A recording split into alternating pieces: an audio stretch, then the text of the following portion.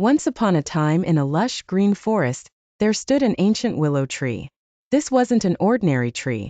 It was the whispering willow tree, and it had magical powers.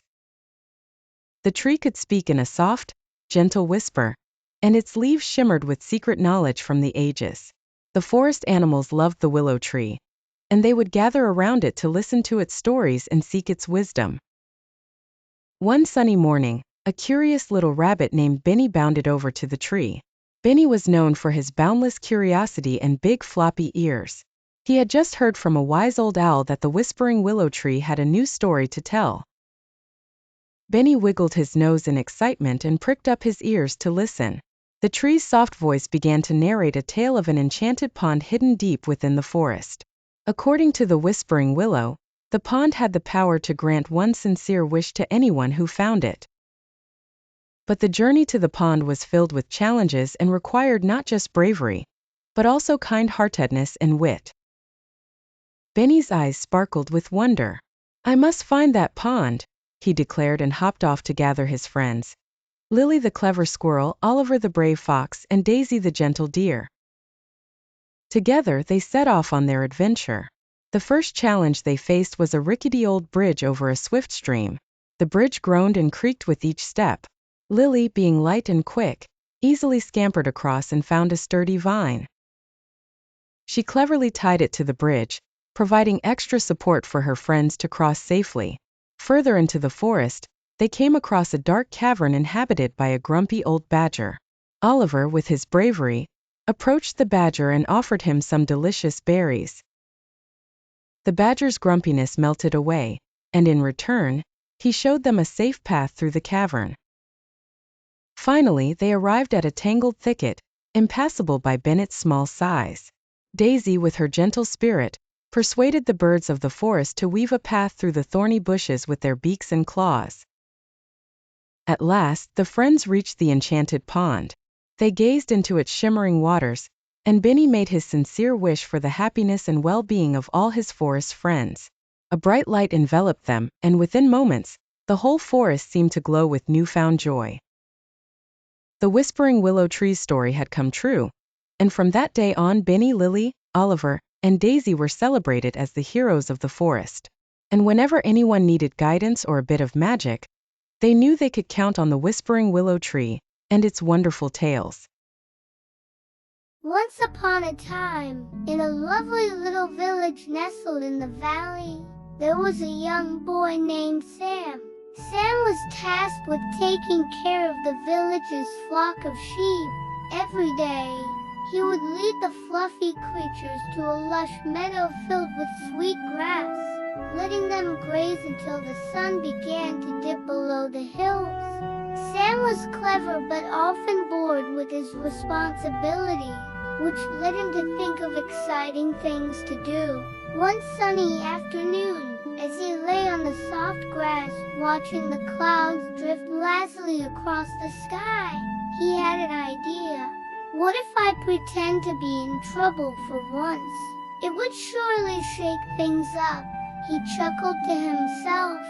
The very next day, as the sheep grazed peacefully, Sam jumped up and shouted, "Wolf! Wolf! There's a wolf chasing the sheep!" His cry echoed through the valley, and the villagers dropped everything they were doing and ran to the meadow, armed with sticks and worried expressions. When they arrived, breathless and ready to defend the flock, they found Sam rolling on the ground giggling. "Just kidding," he laughed. Some villagers shook their heads, while others smiled and returned to their chores without saying a word. Sam was delighted his plan had worked. It wasn't dangerous, it was just fun. However, it was not long before the novelty wore off, and he decided to play the trick again. "Wolf! Wolf!" he cried, his voice trying to sound desperate. Once again, the villagers came, fewer in number this time, but still worried, only to find Sam laughing till he couldn't breathe. "You got tricked again," he chimed. Most villagers were now annoyed. Sam promised to ignore his cries going forward. A few days passed, and Sam continued his watch over the sheep when suddenly, his eyes widened in fear. A real wolf had snuck into the meadow. Its fierce eyes were fixed on the sheep, and the beast was drawing closer. Panicking, Sam jumped up and shouted like never before, "Wolf! Wolf! There's a real wolf here!" He waved his arms frantically, but the villagers, remembering how they had been tricked so many times, dismissed Sam's cries as another prank. No one came to help, and Sam watched helplessly as the wolf scattered the sheep and leapt away with one in its jaws. As he slowly gathered the rest of the flock in shock, he realized the trouble his foolishness had caused. That day, Sam learned a very important lesson: honesty is the best policy. From then on, he promised himself that he would only call for help when there was truly danger.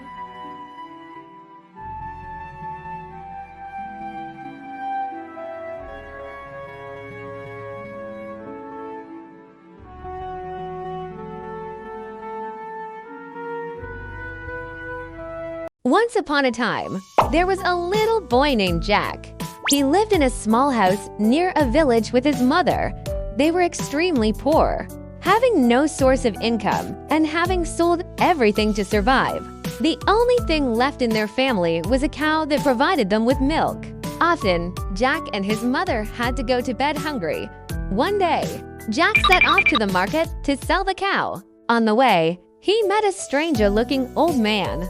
The old man gave him some magic peas in exchange for the cow. Jack was very excited and showed the peas to his mother when he got home. The next morning, when Jack woke up and looked out of the window, he was shocked to see a long beanstalk that reached up to the sky. Jack climbed up the beanstalk. After a long and tiring climb, he saw floating clouds and finally reached a golden gate. Inside, there was a beautiful kingdom, but also a terrifying giant sleeping on a chair. Jack was very hungry. He went into the kitchen and saw some fresh fruits and milk. Just as he was about to take them, he heard a huge noise. Frightened, he hid in a small hole. Later, when the giant was snoring loudly, Jack hid under the bed. He noticed that a hen laid a golden egg, and the giant put it in a basket before going to sleep.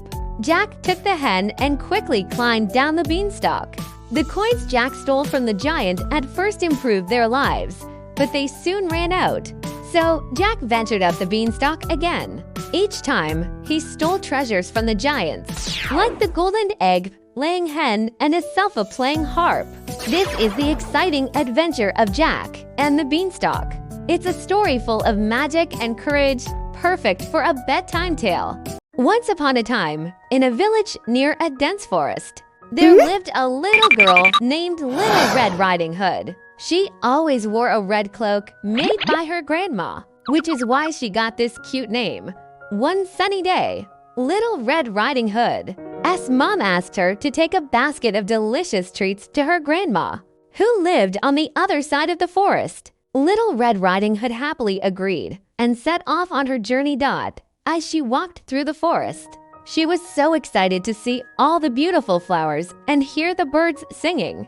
But she didn't notice that a sly wolf was watching her. The wolf came up to her and asked, "Where are you going, little girl, Little Red Riding Hood?" Being so innocent and trusting, told the wolf all about her grandma and the yummy food in her basket. The wolf had a bad plan in mind. He took a shortcut to Grandma's house and got there before Little Red Riding Hood. He knocked on the door and pretended to be Little Red Riding Hood. When Grandma opened the door, the wolf jumped on her and swallowed her whole. Then he put on Grandma's nightcap and laid in her bed, waiting for Little Red Riding Hood. When Little Red Riding Hood finally arrived at Grandma's house, she was very surprised to see what looked like her grandma in the bed. "What big ears you have!" she exclaimed. The wolf replied, "All the better to hear you with, my dear." "What big eyes you have!" she said. The wolf answered, all the better to see you with. My dear, what big teeth you have, she cried. The wolf jumped up and said, all the better to eat you with. Just then, a hunter was passing by. He heard Little Red Riding Hood's screams and rushed into the house. He quickly shot the evil wolf before it could hurt Little Red Riding Hood. Little Red Riding Hood was so happy and thanked the hunter again and again. Grandma came out of the hiding place in the closet. She kissed Little Red Riding Hood over and over and thanked the hunter for saving them both. The three of them were so happy that they decided to have a party right away. Grandma gave the hunter and Little Red Riding Hood a big glass of fresh milk, and she had one too. They ate up all the cakes and fruits that Little Red Riding Hood had brought. From that day on, Little Red Riding Hood learned a very important lesson. Never talk to strangers and always stay on the path when walking through the forest. Now, here's a fun question for you. If you were Little Red Riding Hood, how would you have recognized the wolf's disguise? Leave your ideas in the comments below and let's see who has the most creative answers. Sweet dreams, little ones. And always remember to be as brave as Little Red Riding Hood and as smart as the hunter. Good night. Once upon a time, in a quiet village nestled between rolling hills and towering trees, there lived an adventurous girl named Lily. She was 8 years old, with twinkling blue eyes and hair as golden as the summer sun. Lily loved exploring the woods behind her house, where she often imagined magical creatures hiding beneath the trees. One evening, as the sky began to blush with the colors of sunset, Lily set out on her usual walk. The air smelled sweet with pine, and the soft breeze whispered secrets only she could hear. But tonight felt different. The woods seemed more alive, more magical. As she wandered deeper, Lily noticed a soft glow shimmering through the trees. Curiosity bubbled inside her, and she followed the light until she reached a small clearing. At the center of the clearing stood an ancient oak tree with leaves that glittered like gold. Suddenly, the air around her filled with laughter, tiny, bell-like giggles. Startled, Lily looked around, and to her amazement, she saw tiny, winged creatures flitting through the air. They were fairies. Their wings sparkled with every color of the rainbow, and their dresses shimmered like stars. "Welcome, Lily," said a voice, as a fairy with lavender wings flew close. "I'm Ivy, and we've been waiting for you." "Waiting for me?" Lily asked, her heart racing with excitement. "Why?" "The enchanted forest needs your help," Ivy explained. "There's a magic crystal deep within the woods that keeps our forest alive and sparkling. But something terrible has happened. The crystal's light is fading, and we can't fix it without a brave human's help." Lily's eyes widened. "What can I do?" Ivy smiled. "You're kind, brave, and you have a pure heart, just what we need. The only way to restore the crystal's magic is to collect 3 enchanted items: the feather of a phoenix, the dewdrop of a moonflower, and the scale of a silver dragon. Will you help us?" Without hesitation, Lily nodded. She wasn't just on a simple walk anymore, she was on a magical quest. Ivy led Lily through a secret path only fairies knew, and soon they reached a grove where a majestic phoenix perched on a branch. Its fiery feathers glowed in the twilight. "Speak kindly to the phoenix, and it will offer you its feather," Ivy whispered. Lily approached the phoenix and bowed politely. "Great Phoenix, will you lend me one of your feathers to save the forest?" The phoenix looked into Lily's eyes, then gently plucked a shimmering feather and handed it to her. "May it light your way," it said in a deep, melodic voice. With the feathers safely tucked away, Lily and Ivy continued their journey. Next, they arrived at a glistening pool where moonflowers bloomed beneath the stars. Lily Lily carefully cupped her hands and collected a single glowing dewdrop. It sparkled like liquid moonlight. Finally, they reached the silver dragon's lair. The dragon was enormous, but its eyes were kind. "I know why you've come," it rumbled, and from its silvery scales, it offered one that shone like a mirror. "Use it wisely." With all 3 items in hand, Lily and Ivy rushed back to the clearing where the crystal sat, its light now barely a flicker. Ivy sprinkled the phoenix feather, the moonflower dewdrop, and the dragon scale over the crystal, and suddenly, a brilliant light burst forth. The entire forest lit up with magic, flowers bloomed, trees sparkled, and the fairies danced joyfully in the air. "You did it, Lily!" Ivy cheered. "The enchanted forest is saved, thanks to you." Lily smiled, feeling warmth in her heart. As the fairies twirled and sang around her, she knew she'd never forget this magical adventure. As the night deepened, Ivy and the fairies escorted Lily back to the edge of the forest. "Thank you," Ivy said. "You're always welcome in the enchanted forest." With one last wave, Lily returned home, her heart full of magic and wonder. She knew that even though the adventure was over for now, the magic of the forest, and the fairies, would always be with her. And that night, as she drifted off to sleep, she dreamt of glittering wings, glowing crystals, and the sparkling fairies of the enchanted forest. In a magical land far, far away, there was a wonderful place called Numberland. Numberland was a kingdom where everything revolved around numbers. The trees had numbers on their leaves, the rivers flowed in the shape of numeral signs, and even the sun and the moon changed their shapes to display time. The kingdom was ruled by the wise and kind Queen Tania, who had 10 sparkling jewels on her crown. Queen Tania loved teaching the children of Numberland all about numbers and simple math. One bright morning, 4 friends, Lily the lion, Moby the monkey, Ellie the elephant, and Daisy the duck, decided to go on an adventure to explore Numberland and learn more about numbers. Queen Tania had prepared a special quest for them. They had to solve number puzzles to reach the Golden Castle. The first stop on their adventure was the Forest of Addition.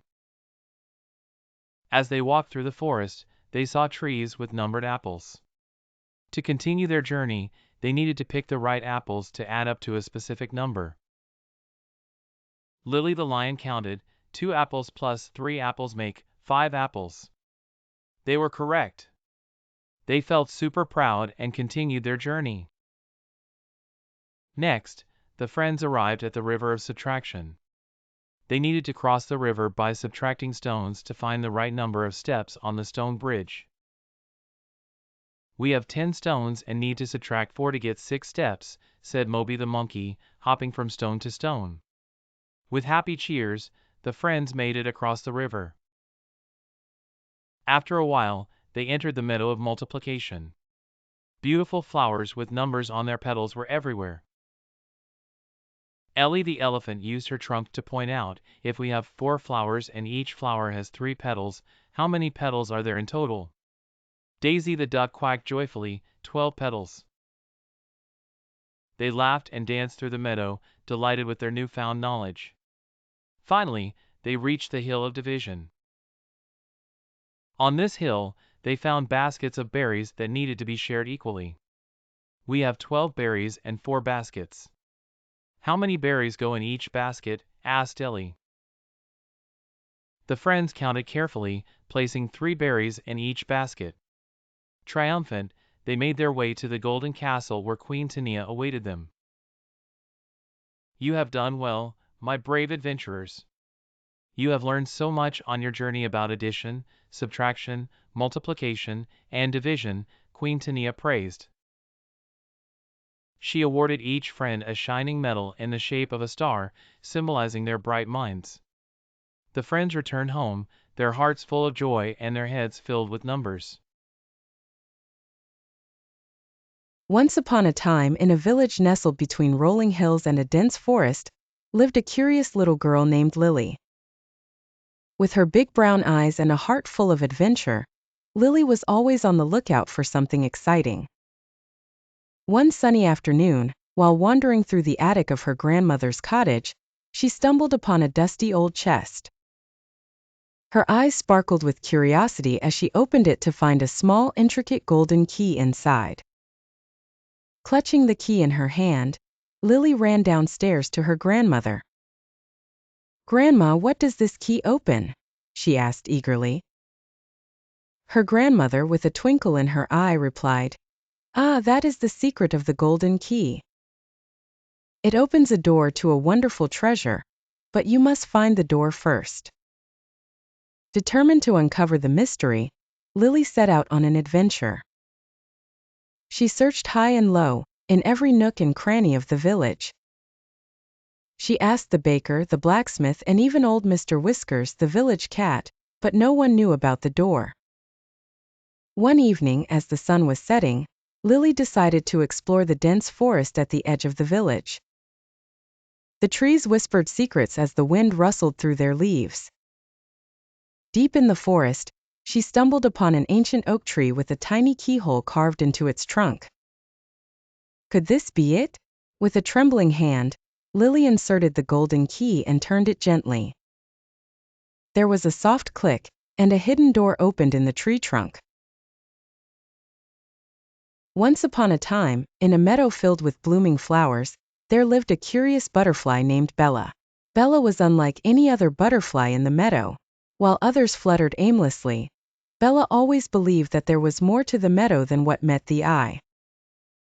One sunny morning, as Bella was sipping nectar from a bright yellow daffodil, she overheard an old beetle named Boris talking about a secret garden hidden somewhere in the meadow.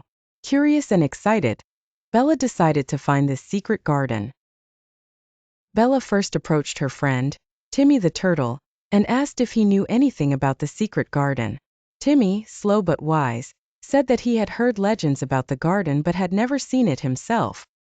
He suggested they talk to Granny Oak, the oldest and wisest tree in the meadow. Bella and Timmy made their way to Granny Oak, dodging playful chipmunks and scampering bunnies. Granny Oak, with her vast branches and rustling leaves, welcomed them warmly. She told them that the secret garden was a place of enchantment and beauty, but it could only be found by those who truly believed in its magic. Encouraged by Granny Oak's words, Bella fluttered her wings with determination. She and Timmy decided to venture deeper into the meadow, a part they had never explored before. They navigated through tall grasses, crossed sparkling streams, and even encountered a singing nightingale who joined them on their quest. After what seemed like an endless journey, they reached a mossy archway covered in crawling ivy and blooming roses. Beyond the archway was the most beautiful sight Bella had ever seen. The secret garden was a riot of colors with flowers that shimmered like jewels and trees that whispered ancient songs. In the center of the garden, they found a sparkling pond surrounded by lilies. As Bella hovered above it, she saw her reflection and realized that the garden's magic was not in its beauty, but in the belief and the journey taken to find it.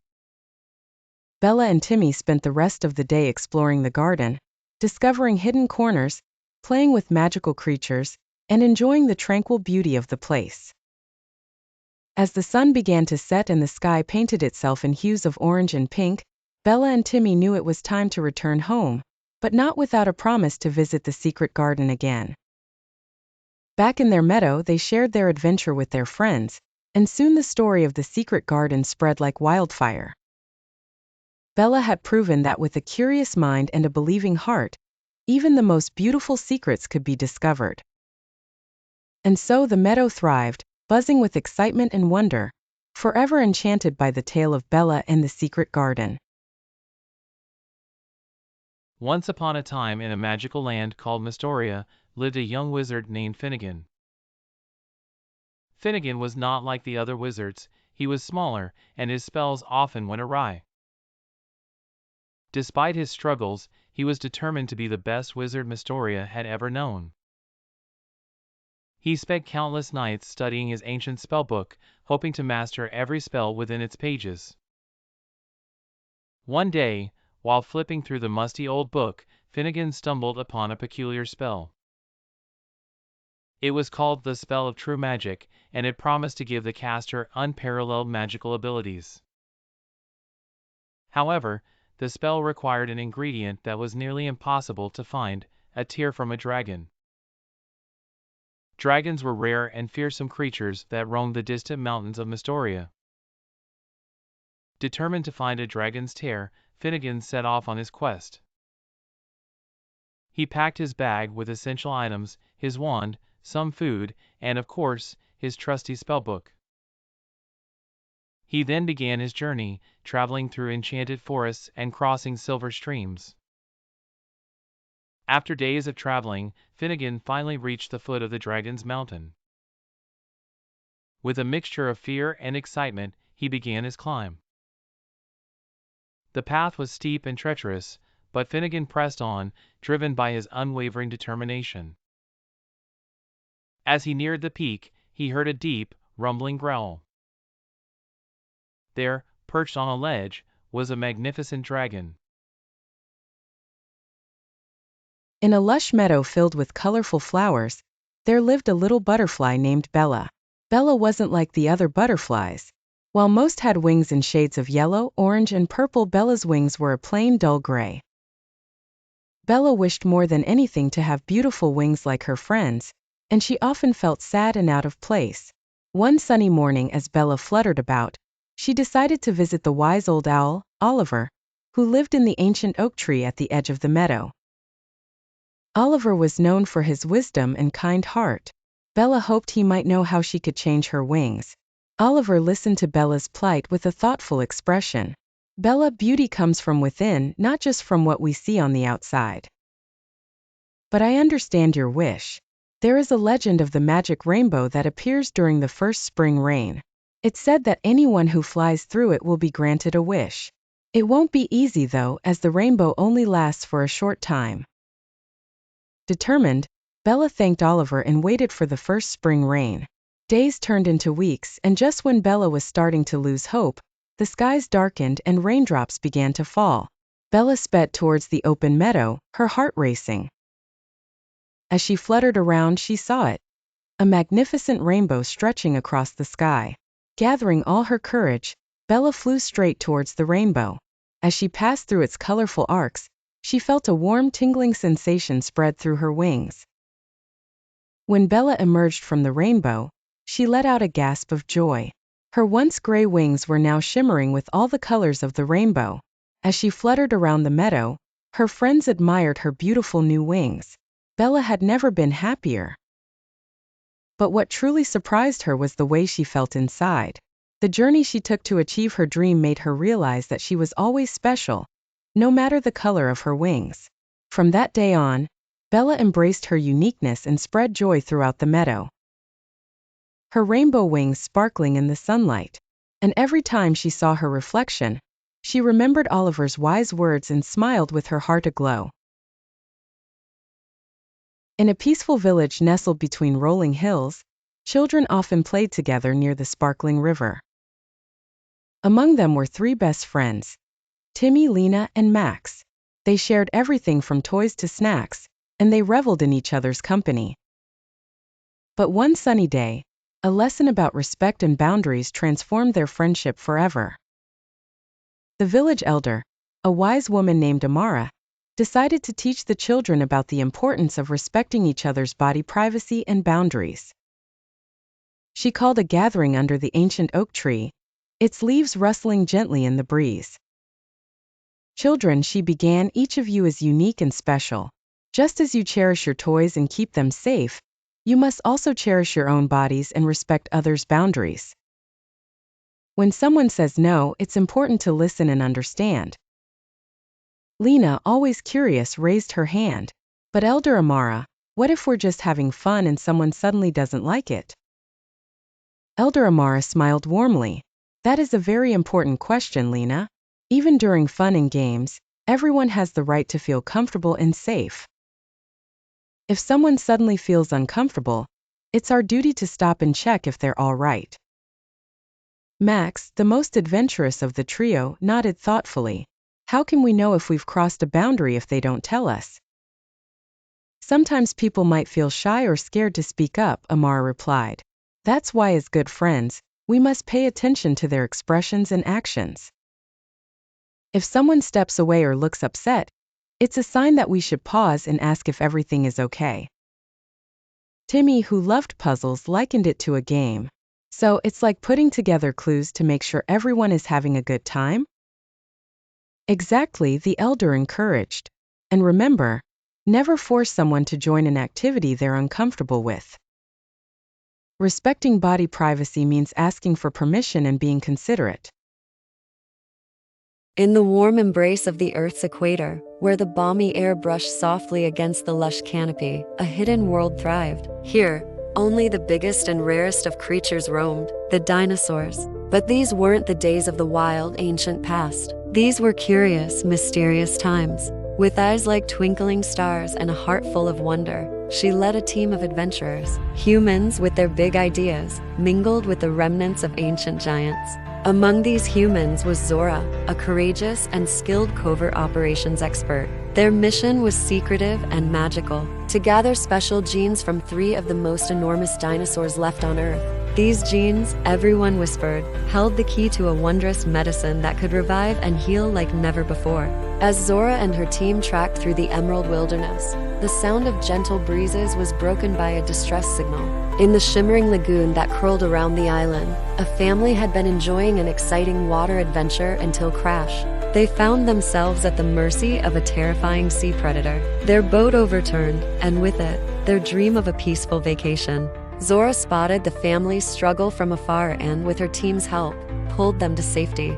Now, they all found themselves marooned on the secluded island, under the watchful eyes of ancient legends with scales as big as sails. As they waited for rescue, the island began to reveal its secrets. Creeping vines parted way, and an old path wound its way into the heart of the island, a place untouched for countless years. It was there, in the cool shadows, that they discovered something truly astonishing and wicked, a secret older and more dangerous than any had dared to dream.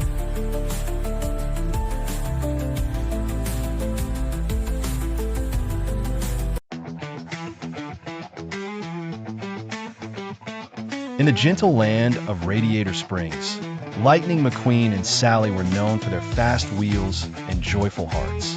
One evening, they decided to explore the Whispering Woods, a mystical place rumored to hold wonders beyond imagination. As the sun dipped below the horizon, casting a warm golden hue over the landscape, they ventured into the woods and soon stumbled upon something extraordinary. A series of glowing caves, radiating colors as vibrant as a painter's palette. The caves seemed alive, flickering and dancing with light, guiding them deeper inside. But as Lightning and Sally ventured further, their path was suddenly blocked by a group of mischievous gem trolls. These trolls were no ordinary creatures. They wore glimmering gems and sparkled as if they were part of the cave itself. To pass, you must solve the puzzles of color, chimed the leader, a troll with an exquisite emerald headpiece. The trolls began to explain that each cave was home to a puzzle based on colors. Lightning and Sally would need to match gemstones to the right cave colors to unlock the path to the Heart Crystal, a powerful gem that held the magic of the caves. Lightning McQueen revved his engine, ready for the challenge. Sally, being ever wise, suggested that they work together, using their speed and cleverness. They eagerly approached the first cave. The cave shone with shades of blue and purple, casting a velvet light over everything. Gemstones of similar hues lay scattered around. Purple amethyst to blue sapphire, Sally pointed out, noticing the pattern. With careful driving and precision, Lightning nudged the stones into place using his bumper. As the final sapphire settled into its spot, the cave door slid open.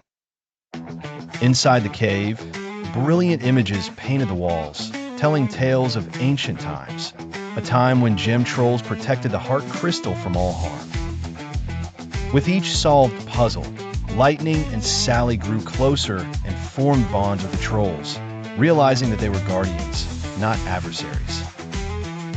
The next cave glittered with fiery reds and oranges. Lightning quickly realized this puzzle would require speed and agility. Red rubies to orange topaz. Lightning said confidently as he maneuvered delicately. With Sally's guidance, they completed the task, the strong bond between them evident as the trolls cheered their success. Finally, they approached the last cave. The glow was ethereal, and the colors blended into a soft, harmonious cascade. The heart crystal test lay within, radiating a soothing aura. For this challenge, Lightning and Sally knew they'd need to be in perfect harmony. Each gemstone was placed with care and precision, creating a melody of colors. The cave door opened, revealing the magnificent heart crystal. Its glow embraced them, filling the cave with warmth and peace.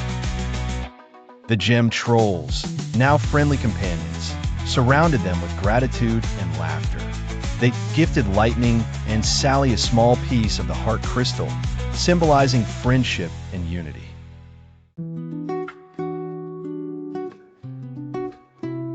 Once upon a time, in the shimmering depths of the sea, there was a beautiful underwater kingdom ruled by King Triton. He had many daughters, but the youngest of them all, Princess Ariel, was a curious and adventurous little mermaid. Princess Ariel loved exploring the ocean, and one day, while swimming near the surface, she spotted a ship sailing across the waves. Drawn to the marvelous sight, she swam closer and watched as humans, creatures she had only heard of, sang and danced aboard the ship. Among them, she noticed a handsome young man who was driving the ship. His laughter, echoing across the ocean, captivated Ariel's heart. Suddenly, a terrible storm struck, causing the ship to capsize. Ariel, with her swift mermaid tail, quickly darted towards the shipwreck and rescued the young man who was about to drown. Taking him safely to the shore, Ariel realized she had fallen in love with the human prince. Though she knew that mermaids were forbidden from having contact with humans, Ariel was determined to be with the prince. She sought the help of the sea witch, Ursula, who agreed to turn her into a human. But there was a catch. Ariel had to give up her voice, her most treasured possession. With a heavy heart, Ariel became a human and walked on land to be with the prince. The prince, upon meeting Ariel, was curious but showed her kindness and patience. Even though Ariel couldn't speak to express her feelings for the prince, her actions spoke louder than words. Her sweet demeanor and warm smile melted the prince's heart, and he began to fall in love with her too. As the days went by, Ariel missed her life under the sea, her family, and her voice. She was torn between her dreams and her reality.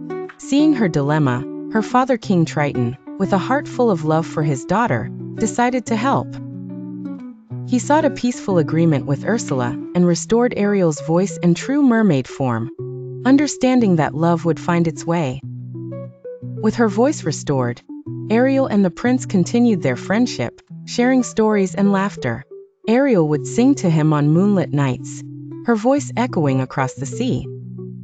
Though she loved the prince dearly, she realized the importance of staying true to herself and appreciating her life under the sea. In the end, Ariel returned to the ocean, cherished by her family and remembered by the prince as a beautiful spirit who had been his friend. Princess Ariel learned that true love can exist across worlds, and that even if you have to let go, the bonds of love will always remain. Thus, Ariel's tale is a reminder that dreams and reality can coexist, and that being true to oneself is the greatest treasure of all.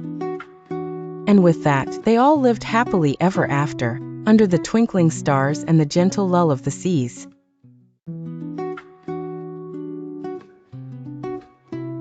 Once upon a time in the magical forest, there lived a brave little fox named Mac. Mac loved exploring the enchanted woods, filled with towering trees and shimmering streams. One day, while chasing a butterfly, Mac stumbled upon something extraordinary, a path made entirely of glistening rainbow stones. Intrigued, he followed it until he reached a clearing where the sky seemed to shimmer above him. Looking up, Mac was astonished to find a floating castle suspended in the clouds. Amidst the billowing architecture, he could see a tiny dragon peeking through one of the castle's windows. "Oh no! The baby dragon is trapped!" Mac exclaimed, determined to help. As Mac pondered how to reach the castle in the clouds, a gentle laugh echoed in the air. Suddenly, a cheery cloud sprite named Nimbus appeared, her hair as fluffy as the clouds she lived in. "Need some help reaching the sky, Mac?" Nimbus asked with sparkling eyes. "Absolutely. Can you take me up there?" responded Mac with excitement. Nimbus twirled gracefully, creating soft cloud ladders that reached high into the sky. With each step, Mac felt as if he were walking on a pillow. They ascended higher until they arrived at the gates of the Sky Castle. "Be careful, Mac," Nimbus warned. "The castle is full of magic." Mac carefully tiptoed into the castle. Its corridors were adorned with twinkling stars, and magic filled the air. Eventually, he found the baby dragon, Melody, in a tower. Melody had accidentally clicked the enchanted lock and was now stuck inside. "Don't worry, Melody. We'll get you out," Mac assured, trying to sound braver than he felt. Using hints from the glowing stars, Mac solved the enchanting lock, making it click open. Melody fluttered its tiny wings in gratitude, nuzzling Mac with a warmth that glowed. Nimbus suddenly reappeared on a cloud cushion, announcing, "Time to get you both home." With a gentle swoosh, they floated down to the magical forest. Melody danced happily in the sky, her newfound freedom appreciated. Mac watched as Melody made her way back to her family. His heart swelled with kindness for this new friend. "Thank you, Nimbus. You made this journey magical," said Mac, grateful for her help. Nimbus blushed a lovely cloud hue and replied, "Thank you, Mac. I'm always here to help." As the day ended and the moon cast its glow over the magical forest, Mac lay down under the stars. He pondered the adventures he'd had, knowing that bravery and kindness always lead to magical outcomes. And so, as the forest fell silent, Mac closed his eyes, dreaming of new discoveries and friendships in the enchanting world he loved.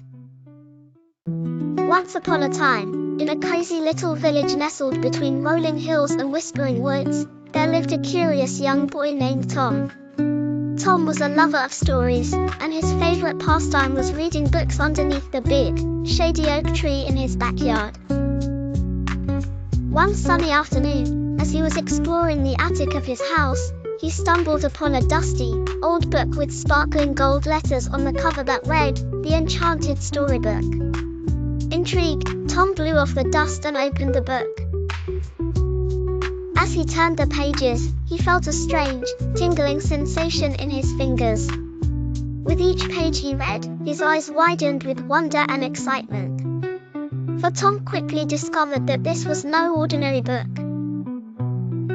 The moment he read the words aloud, he found himself magically transported into the world within the story. In his first adventure, Tom landed in a lush, green forest, filled with singing birds and talking animals. He met a wise old owl named Oliver, who seemed to know everything about the forest. "Welcome, young adventurer," hooted Oliver. "These woods hold many secrets and challenges, but with courage and wisdom, you can find your way through." Tom spent the day befriending the animals, learning about their world, and solving tricky riddles that led him to a hidden treasure filled with books from ancient times. Oliver had guided him through, reminding him that learning and thinking critically were the keys to overcoming any obstacles. As dusk approached, the book's magic began to pull Tom back into his reality. But not before he whispered a promise to Oliver and the forest creatures to return soon. Back in his attic, Tom closed the book, his heart full of joy and newfound confidence. From then on, every night before bed, Tom would open the enchanted storybook, knowing that an incredible journey awaited him. Each adventure taught him something new, how to be brave, think strategically, and the importance of friendship. The enchanted book encouraged Tom and all the children who heard his stories to love reading, as it was a source of endless adventures and the greatest wisdom. And so, Tom's days were filled with wonder, and his dreams with the comforting thought that every story held the possibility of magic. Just like that old book, waiting to be opened, beckoning young minds to explore its pages and discover the magical worlds within.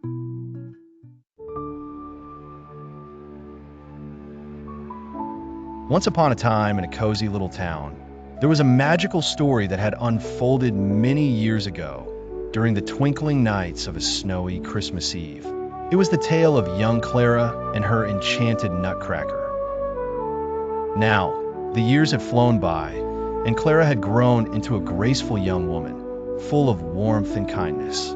She had never forgotten the wondrous night when her simple toy Nutcracker had come to life to defeat the wicked Mouse King and take her to the land of sweets.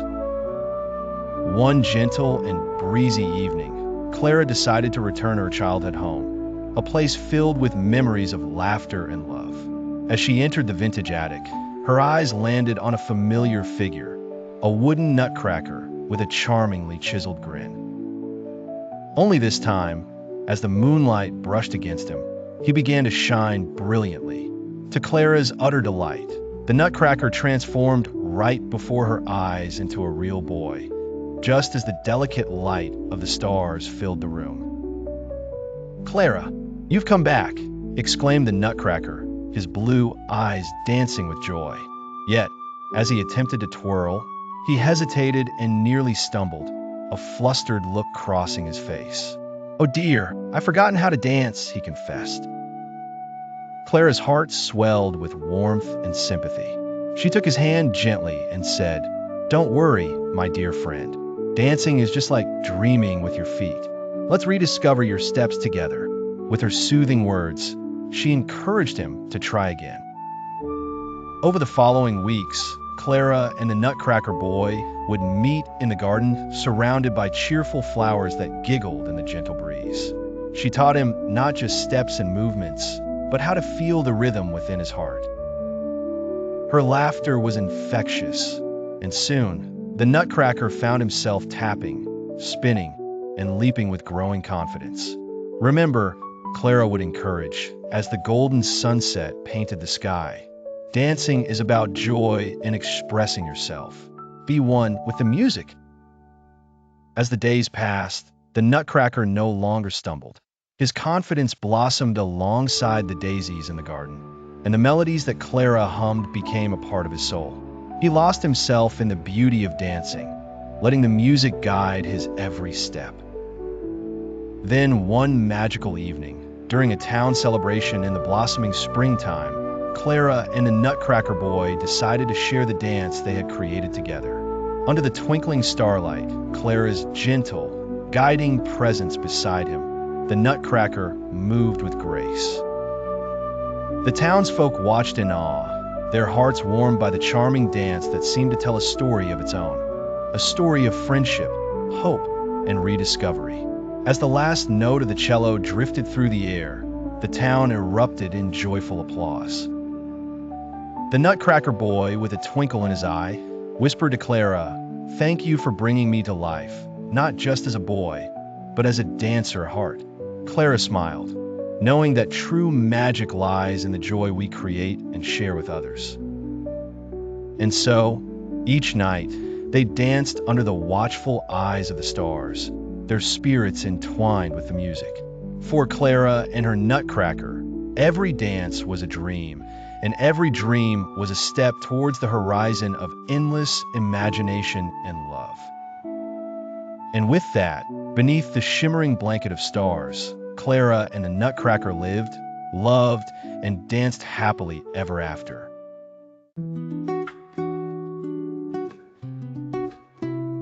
In a village high above the clouds, where mountains floated like boats in the sky, lived a quiet girl named Ari. She wasn't like the other children. She didn't dream of riches or castles. She dreamed of dragons. Every morning, she climbed to the tallest cliff, hoping to see one soaring through the sky. But the villagers feared dragons. "Stay away from the skies," they warned. "Dragons bring fire and storms." One day, a strange light streaked across the sky and crashed near the cliff. Ari ran to find a dragon. Not fierce, but wounded. Its scales shimmered like silver smoke. Its eyes weren't wild, they were scared. Ari whispered, "I won't hurt you."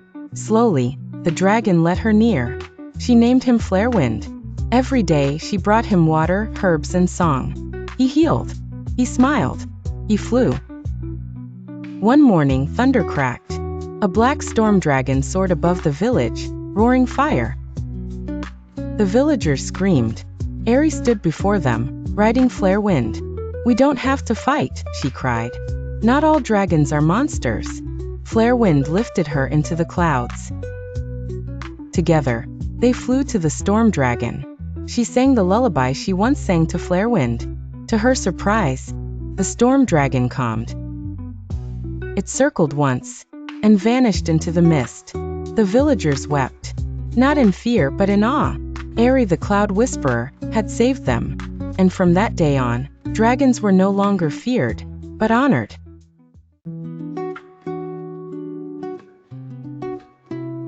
In the bountiful kingdom of Zephyra, there lived an adventurous fisher girl named Maris. Known for her courage and kindness, she helped her fellow villagers with a warm heart and a ready smile. One peaceful morning, as Maris walked along the sandy shores, the gentle wind began to sing a melody so sweet and mysterious that it made her heart flutter with curiosity. The wind, carrying a voice as soft as a lullaby, called out to her, "Maris, follow my whispers and discover your destiny." Intrigued, Maris felt a pull towards the horizon. She hurried to her father, a wise and loving fisherman, sharing with him the tale of the singing wind. "Go," he encouraged her with a chuckle. "For who am I to stand in the way of the wind's promise?" With her father's blessing, Maris boarded a small boat and gently sailed upon the sapphire waters. The wind guided her safely through rolling waves and glistening tides. Days turned into nights under a sky sprinkled with twinkling stars. Yet Maris felt not loneliness but companionship with the ever-loyal sea and the poetic whispers of the wind. Finally, the wind carried her to a distant shore, lush with vibrant flora and bustling with joyful music. Here, she discovered the kingdom of Fernwell. The people of Fernwell revealed to her an astonishing truth.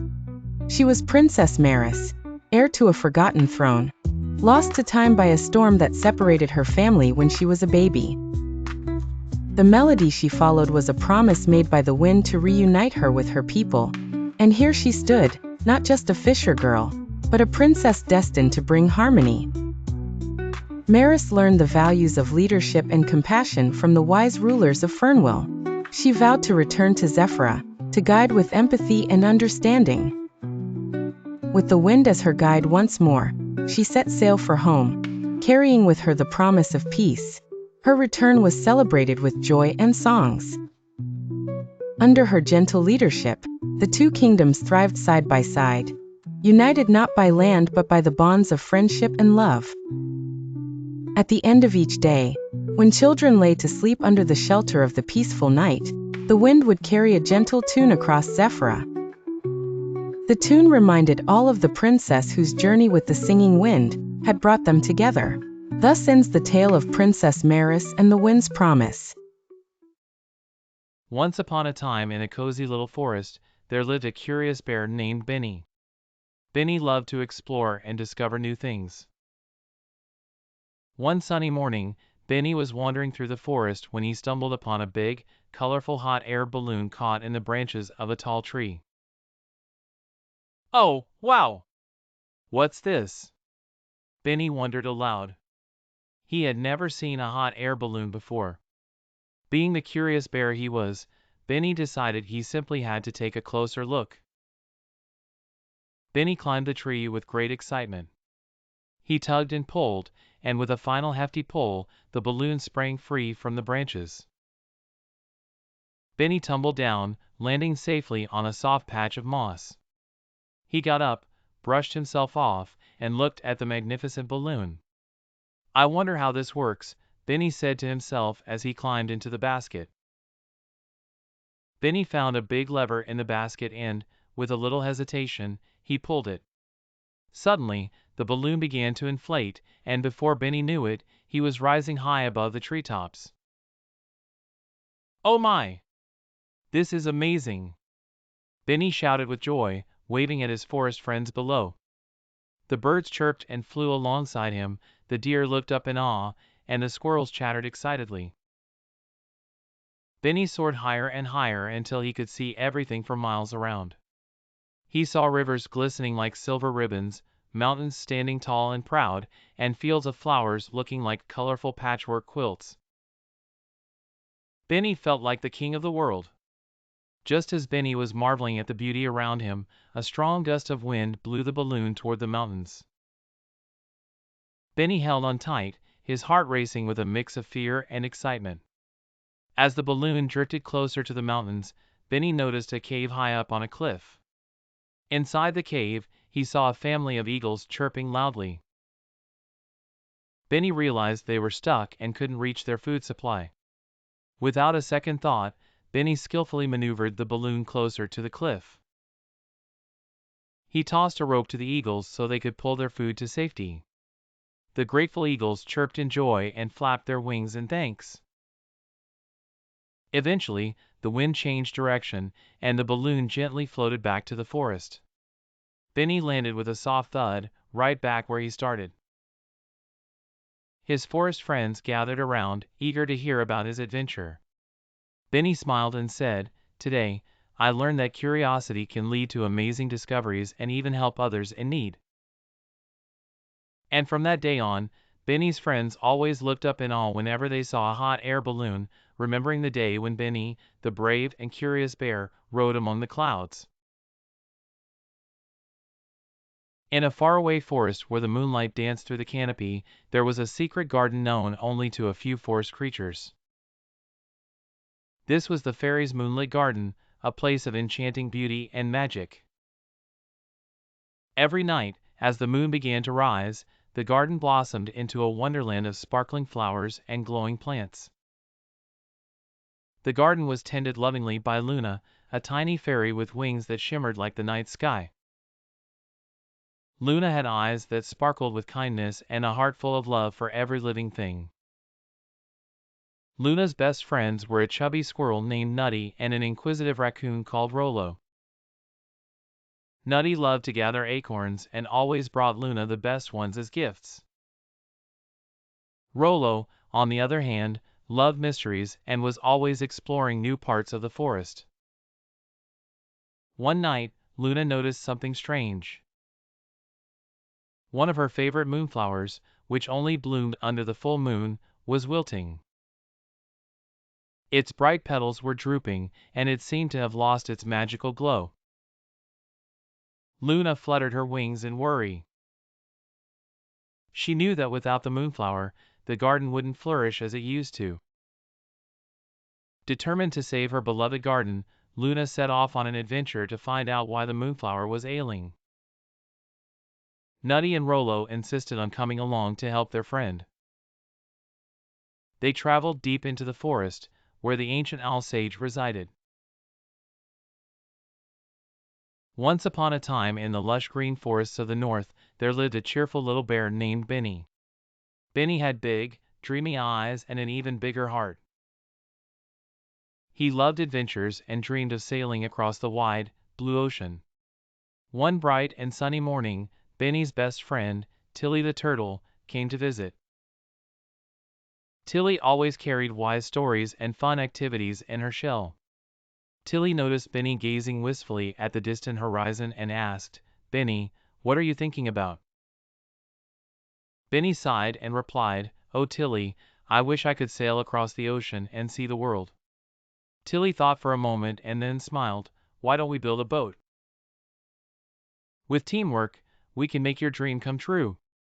Excited, Benny and Tilly set to work. They gathered strong wood from the forest, tied vines to make ropes, and collected leaves for a makeshift sail. As they toiled, their forest friends joined in. Sammy the squirrel brought nuts for snacks, Polly the parrot shared colorful feathers for decoration, and Freddie the frog sang cheerful tunes to keep their spirits high. With everyone's help, their boat was ready in no time. It was a magnificent little vessel, painted bright yellow with feathers fluttering in the breeze. Together, Benny, Tilly, and their friends pushed the boat to the river that led to the sea. As they paddled downstream, Benny's heart raced with excitement and joy. The river carried them gently to the ocean where waves greeted them like old friends. Days turned into nights as they sailed under the twinkling stars and puffy clouds. They encountered playful dolphins, curious gulls, and even a wise old sea turtle who told tales of faraway lands. Benny learned to steer the boat and catch fish. Tilly shared her turtle wisdom, teaching him about the stars and navigation. Every day was a new adventure. One day, as the sun painted the sky with shades of orange and pink, they reached a land unlike anything they had seen. It had golden beaches and towering palm trees. The animals there greeted them warmly and shared stories of their own dreams. Benny realized that the journey was just as important as the destination.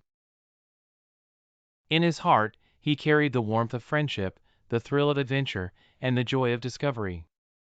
As Benny and Tilly sailed back home, the forest cheered their return.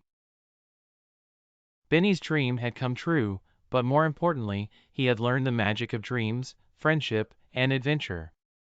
And so, Benny's days were filled with tales of his dreamy voyage, inspiring all the young animals to dream big and set sail on their own adventures. The end.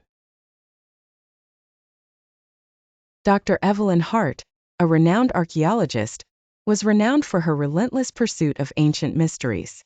She had traveled through dense jungles, crossed scorching deserts, and dived into the depths of the ocean, all in quest of unearthing secrets confined to the annals of history. This time her destination was the enigmatic Crystal Cave, a place shrouded in myths and whispered legends. Dr. Hart had devoted countless hours poring over ancient maps and deciphering cryptic texts that hinted at the cave's location deep within the Carpathian Mountains. Accompanying her was Luca, a local guide with extensive knowledge of the region's treacherous terrains and clandestine paths. Luca was a man of few words but possessed an uncanny ability to sense danger. As they ventured deeper into the mountain, the air grew colder, and the path became more arduous. After days of navigating rocky ridges and narrow paths, they finally stood outside the entrance to the Crystal Cave. The cave entrance was adorned with ancient carvings, and the faint luminescence of crystals inside beckoned them closer. Dr. Hart and Luca cautiously stepped inside, their headlamps illuminating the crystalline walls that sparkled with an ethereal light. The air was thick with the scent of earth and mystery. They moved deeper, the cave's intricate network of tunnels revealing itself, each branching path whispering tales of ancient civilizations. As they delved further, they found signs that the cave had been inhabited long ago. Artifacts lay scattered, pottery, tools, and pieces of jewelry adorned with ancient symbols. Dr. Hart documented everything meticulously, her excitement barely contained. Suddenly, they stumbled upon a chamber larger than any they had seen. At its center stood a massive crystal formation, pulsating with a strange, almost hypnotic glow. Surrounding it were inscriptions, a language neither of them recognized. Dr. Hart felt a mix of exhilaration and trepidation. While examining the crystal, she discovered a hidden compartment. Inside was a parchment brittle with age.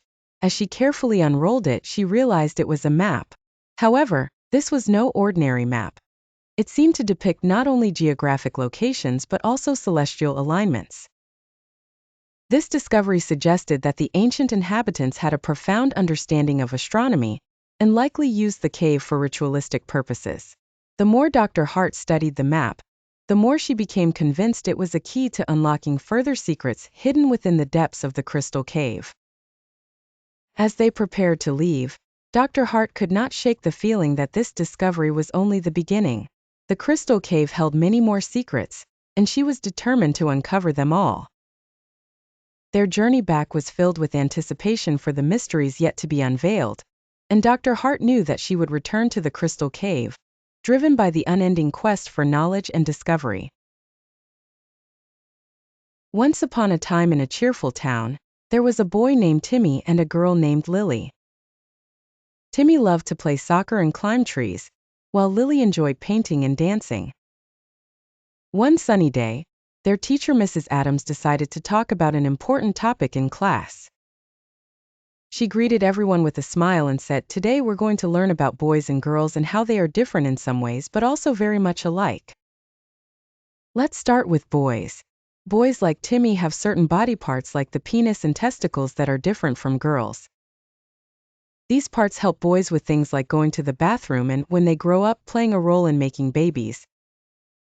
Timmy's face turned a bit red, but Mrs. Adams continued gently. "Now let's talk about girls. Girls like Lily have body parts called the vagina and ovaries. These parts help girls with going to the bathroom and, when they grow up, in making babies too." Lily listened carefully, feeling a bit curious. Mrs. Adams then said, "Boys and girls also have other body differences. For example, boys usually have more muscles and grow facial hair when they get older, while girls usually have wider hips and develop breasts. But despite these differences, boys and girls are very similar in many other ways. They can both be strong, smart, kind, and creative." Timmy and Lily looked at each other and smiled. They realized that even though their bodies have some differences, they can still be great friends who enjoy playing and learning together. That day, Mrs. Adams taught Timmy, Lily, and all their friends an important lesson. Long ago, in a cozy little village tucked away between two mountains, lived a curious boy named Leo. Leo had a mop of curly hair, big brown eyes, and an insatiable zest for adventure. Every evening, after school, Leo would wander through the village, looking for something extraordinary. One misty afternoon, he stumbled upon a quaint antique shop. Inside, it was filled with peculiar trinkets, glittering jewels, and dusty old books. But what caught Leo's eye was an old lantern hanging from the ceiling. It shimmered with a faint, golden glow. The shopkeeper, an elderly man with kind eyes named Mr. Potts, noticed Leo's fascination.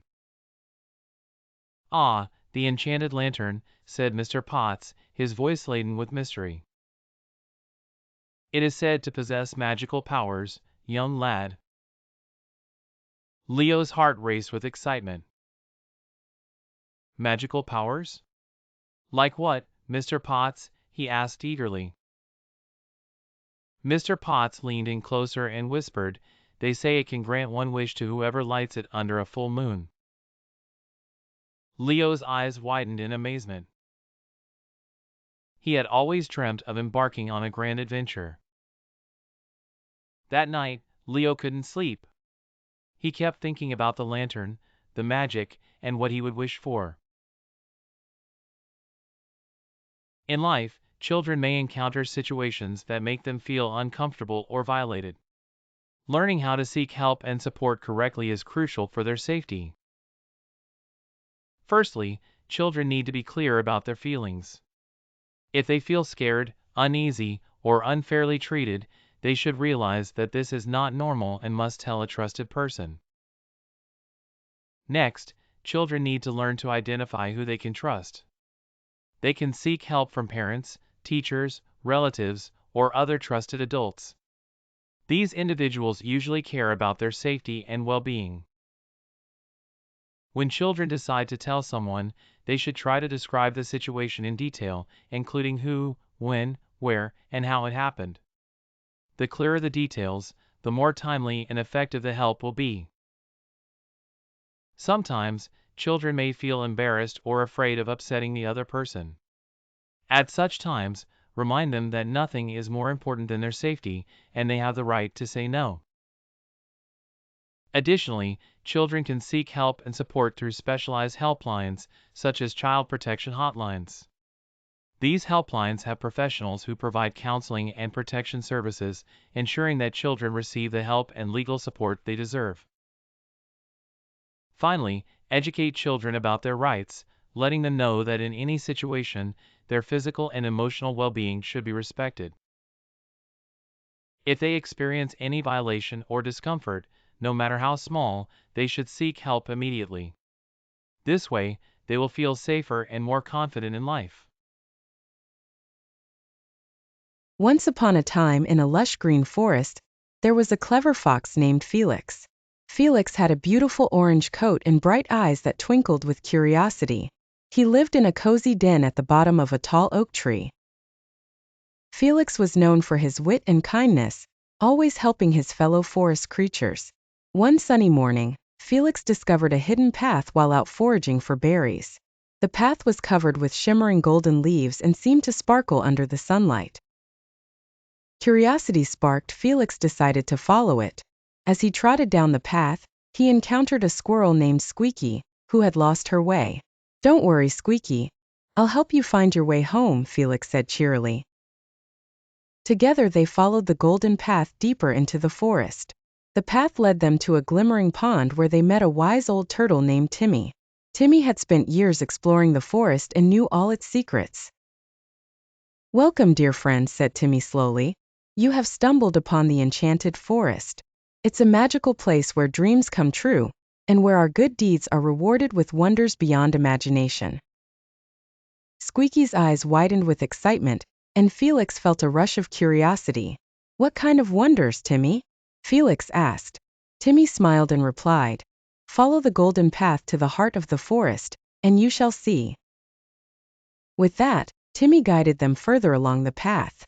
As they ventured deeper, they encountered many delightful surprises: flowers that sang, trees that danced, and even a rainbow that whispered secrets. Finally, they reached the heart of the enchanted forest, where a magnificent glowing tree stood. It was the Tree of Wishes. Legend had it that anyone who performed a selfless deed under its branches would have one wish granted. Remembering all the help Felix had given her, Squeaky declared, "Felix deserves a wish. He's the kindest fox in the forest." Felix blushed but felt grateful. With a sincere heart, he wished for the forest to remain forever enchanted, filled with wonder and happiness for all its inhabitants. Suddenly, the tree's branches shimmered brilliantly, and Felix knew his wish had been granted. From that day on, the forest remained a magical haven, thanks to Felix's selfless wish.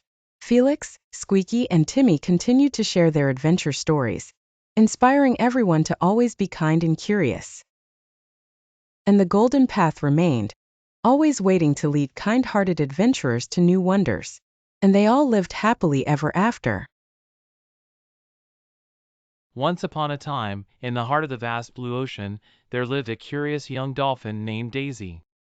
Daisy was known amongst her friends for her boundless energy and endless curiosity about the world around her. She loved to explore the coral reefs, dance with colorful fish, and play in the waves. But there was one thing that Daisy longed to see more than anything: a starfish that was said to glow like a star in the night sky. One sunny morning, as Daisy was swimming with her best friend, Tilly the turtle, she said, "Tilly, have you ever heard of the glowing starfish?" Tilly nodded her head slowly. "Yes, Daisy. The old octopus, Ollie, told me about it once. It's supposed to be very far away, beyond the rainbow reef." Daisy's eyes sparkled with excitement. "Let's go find it." Tilly nervously twitched her flippers. "It's a dangerous journey, Daisy." There are swift currents and shadowy caves. But if you really want to go, I'll come with you. With determination and a splash, Daisy and Tilly set off on their grand adventure. They swam through fields of seaweed, dodged whirlpools, and navigated through dark underwater caves. Daisy's heart pounded with excitement at every twist and turn. Tilly, although scared, felt braver with Daisy by her side. As they reached the edge of the rainbow reef, a swarm of jellyfish floated into their path. "Be careful, Daisy," Tilly warned. "Jellyfish stings can hurt." Daisy nodded, carefully weaving through the jellyfish, with Tilly right behind her. Just as they thought they were safe, an enormous shadow loomed over them. It was Bruce, the grumpy old shark. "What are you two doing in my part of the ocean?" Bruce growled menacingly. Daisy swallowed her fear and replied, "We're searching for the glowing starfish, Bruce. Please, let us pass." Bruce snorted but surprisingly gave a toothy grin. "The glowing starfish, you say? No one has ever been brave enough to search for it. I'll let you pass, but only if you tell me what you find when you get back." Relieved, Daisy and Tilly promised and swam past Bruce. As they swam deeper, the water grew colder and darker. But then, a faint glow appeared in the distance. "Look, Daisy! There it is!" Tilly exclaimed. The glowing starfish was more beautiful than anything Daisy had ever seen. It shimmered and glowed, casting a soft light around it. Daisy and Tilly marveled at its beauty and felt a sense of accomplishment. With the starfish's gentle glow guiding them back, they returned to tell Bruce of their discovery. True to his word, Bruce let them pass safely. And when they finally reached home, they shared their story with all their friends. Daisy's adventure became a legend in the ocean, inspiring every creature to be brave and curious. And from that day on, whenever the ocean seemed dark, Daisy remembered the glow of the starfish, lighting up her heart with courage and wonder. Teaching children about emotions and feelings is essential for their emotional development and intelligence. Helping them recognize and express their emotions can have a lasting impact on their social skills, relationships, and overall happiness. Emotions are natural responses to different situations and experiences we encounter every day. They can be positive like joy, excitement, or love, or negative like sadness, anger, or fear. Understanding these emotions and knowing how to deal with them is a crucial part of growing up. Parents and educators can play a vital role in guiding children to identify and articulate their feelings. One effective way to start is by labeling emotions. Teach children the names of different emotions and associate them with facial expressions or situations. For example, you can say things like, "I see you are smiling," "You must be feeling happy," or "Your face looks upset," "Are you feeling angry?" This helps children to match words with their internal states. Another useful approach is using stories and role-playing. Read books or tell stories that focus on different emotions. Discuss the characters' feelings and ask the children how they might feel in similar situations. Role-playing can also be a fun and dynamic way to practice expressing emotions in a safe environment. Encourage children to come up with scenarios and act out different emotional responses. It is also important to teach children that all emotions are valid. There is no such thing as a wrong feeling. Instead, focus on teaching them appropriate ways to express and handle their emotions. For instance, if they are feeling frustrated, you could suggest taking deep breaths, drawing their feelings, or talking about what is bothering them. Provide a supportive environment where children feel safe to share their emotions.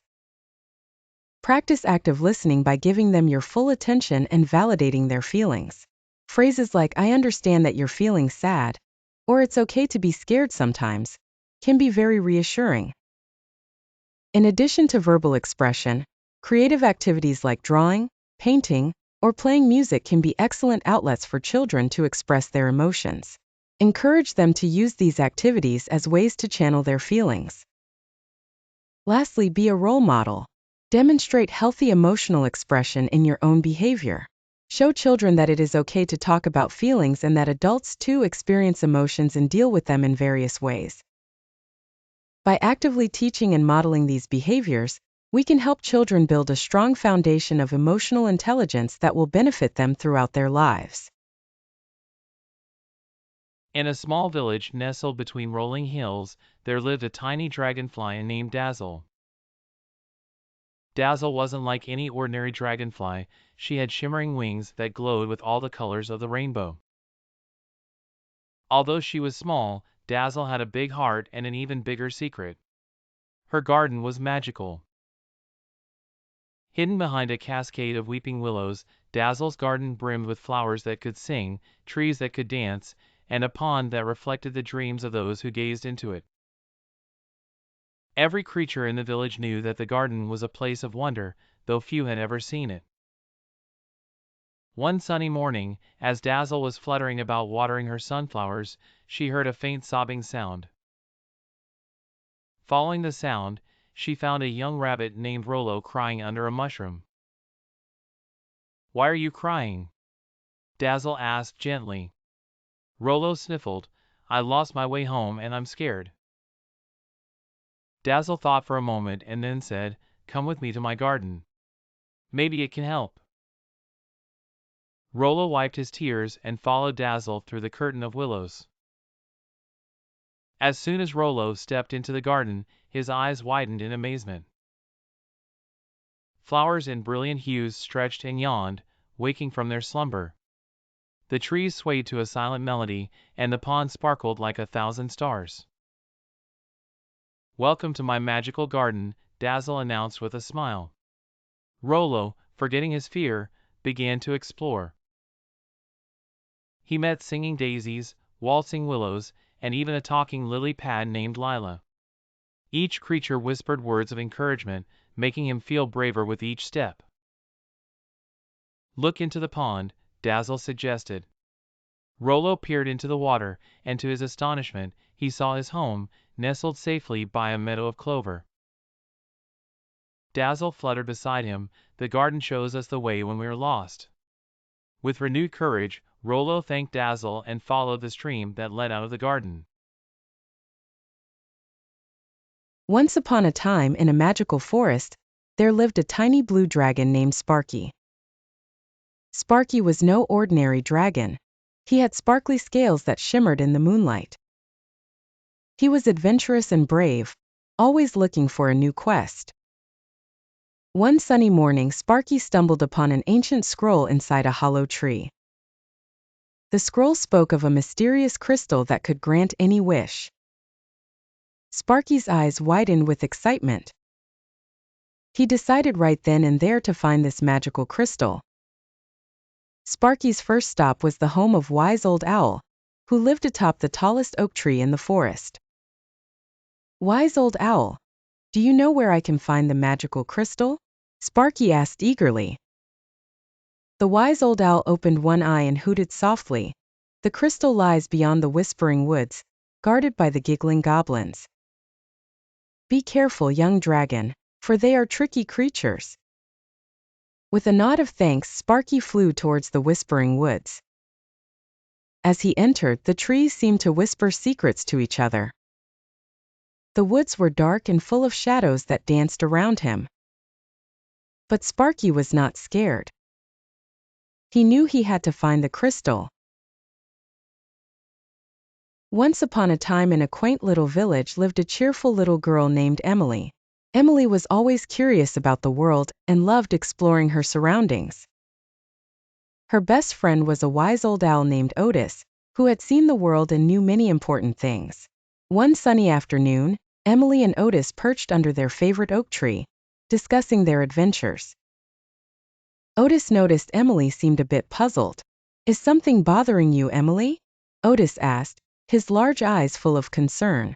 Emily hesitated but then spoke. "Otis, I've been thinking about what we learned in school today. The teacher talked about safe and unsafe touches, but I'm still confused." Otis nodded knowingly. "It's very important to understand, Emily. Safe touches are those that make you feel happy, comfortable, and secure. These are touches like a hug from your mom, a high five from a friend, or holding hands when you're crossing the street.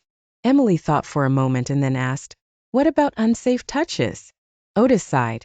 Unsafe touches are those that make you feel uncomfortable, scared, or confused. These are touches that hurt you or make you feel bad.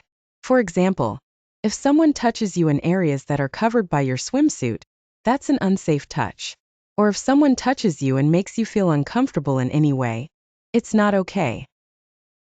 Emily's eyes widened with understanding, but she still had a question. What should I do if someone gives me an unsafe touch? Otis replied firmly, "First and foremost, you say no," loudly and clearly. Then, get away from the person as quickly as possible and tell a trusted adult right away, like your parents, teachers, or another family member. Emily nodded, feeling much more confident now. Thank you, Otis. I understand now. It's all about listening to how a touch makes me feel and knowing it's okay to speak up. Otis smiled. Always trust your feelings, Emily. Remember, you have the right to stay safe. And with that, Emily felt much more secure, knowing how to differentiate between safe and unsafe touches. She knew she could always rely on her own feelings, and that she had the power to keep herself safe. The wise old owl and the brave little girl headed home, ready for their next adventure, with Emily knowing that knowledge is power and feeling safer than ever. Once upon a time in a magical forest, lived a unicorn named Sparkle. Sparkle had a shiny, rainbow-colored mane and a twinkling horn that could light up the darkest nights. Every night, Sparkle loved to gaze at the stars and dreamt of visiting them one day. One evening as Sparkle was looking up, a shooting star zipped across the sky and plopped down in front of her. A tiny star emerged and introduced herself as Twink. Twink had lost her way and needed to get back to the night sky. Sparkle offered to help Twink find her way home. With a sprinkle of stardust from Twink's glittery tail, Sparkle's horn began to hum with magic. Together they soared into the sky higher and higher, until the forest looked like a tiny speck. They flew past fluffy clouds, chirping birds, and even waved at a passing airplane. Up in the sky, they met other stars who pointed them in the right direction.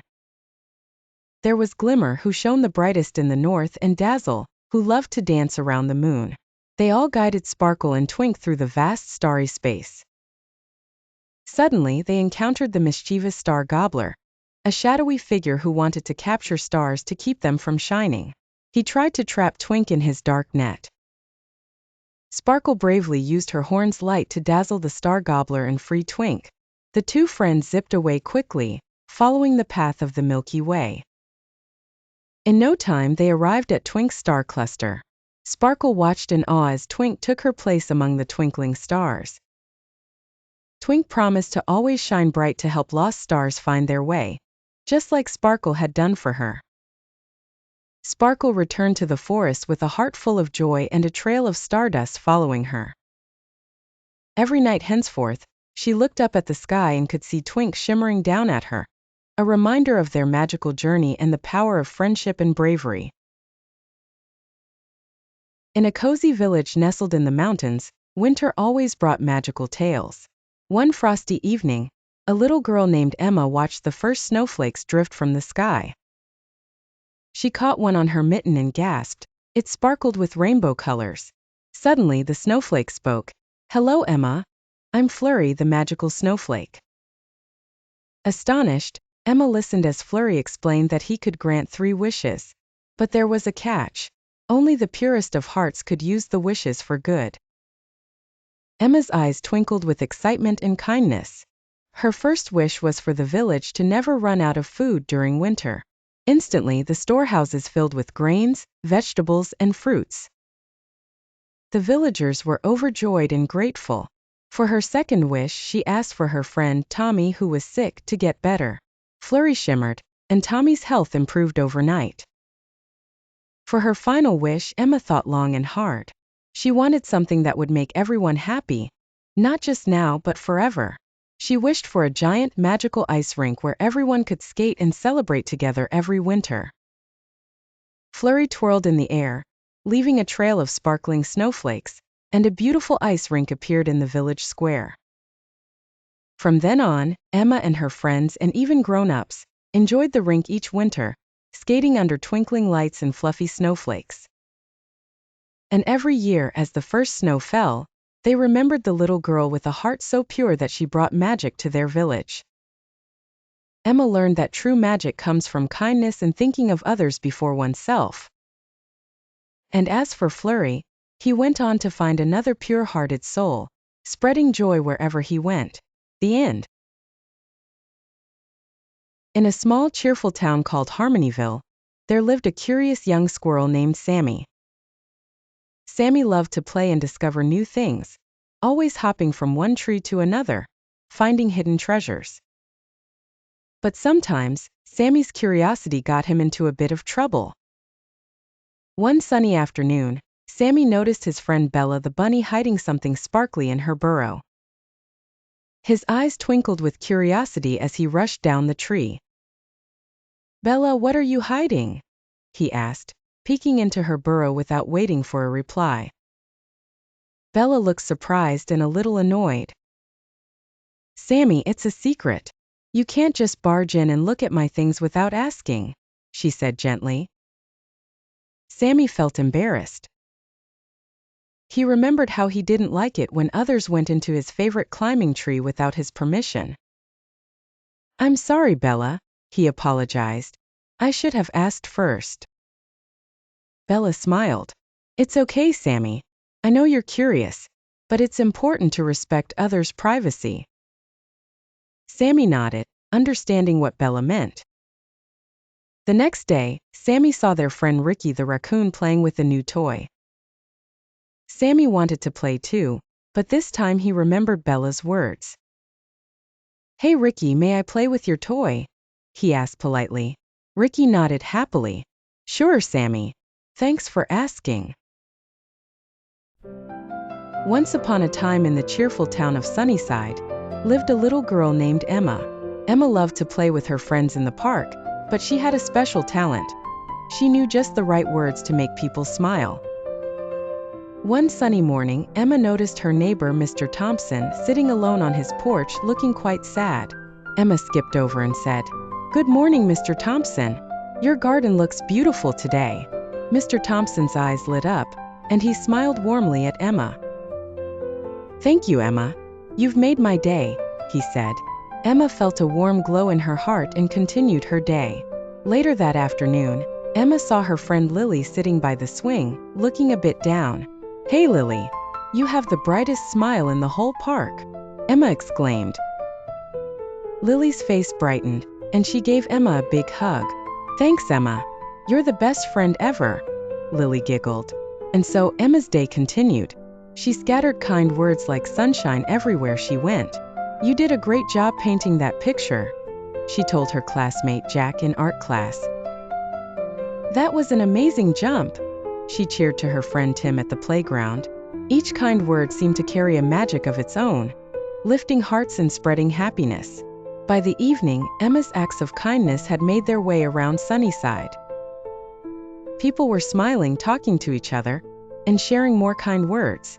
Even the grumpy old cat, Whiskers, seemed to purr more that day. When Emma got home, her mom gave her a hug and said, "Emma, you have a special gift. You've made Sunnyside shine a little brighter today." Emma beamed with pride. She realized that words, no matter how small, have the power to make a big difference. From that day on, Emma made it her mission to share kind words wherever she went, making the world a happier place one compliment at a time. And Sunnyside was never the same, filled with laughter and kindness all around. The end.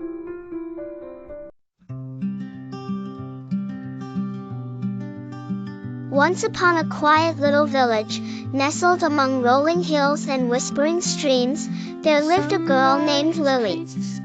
Lily had a secret.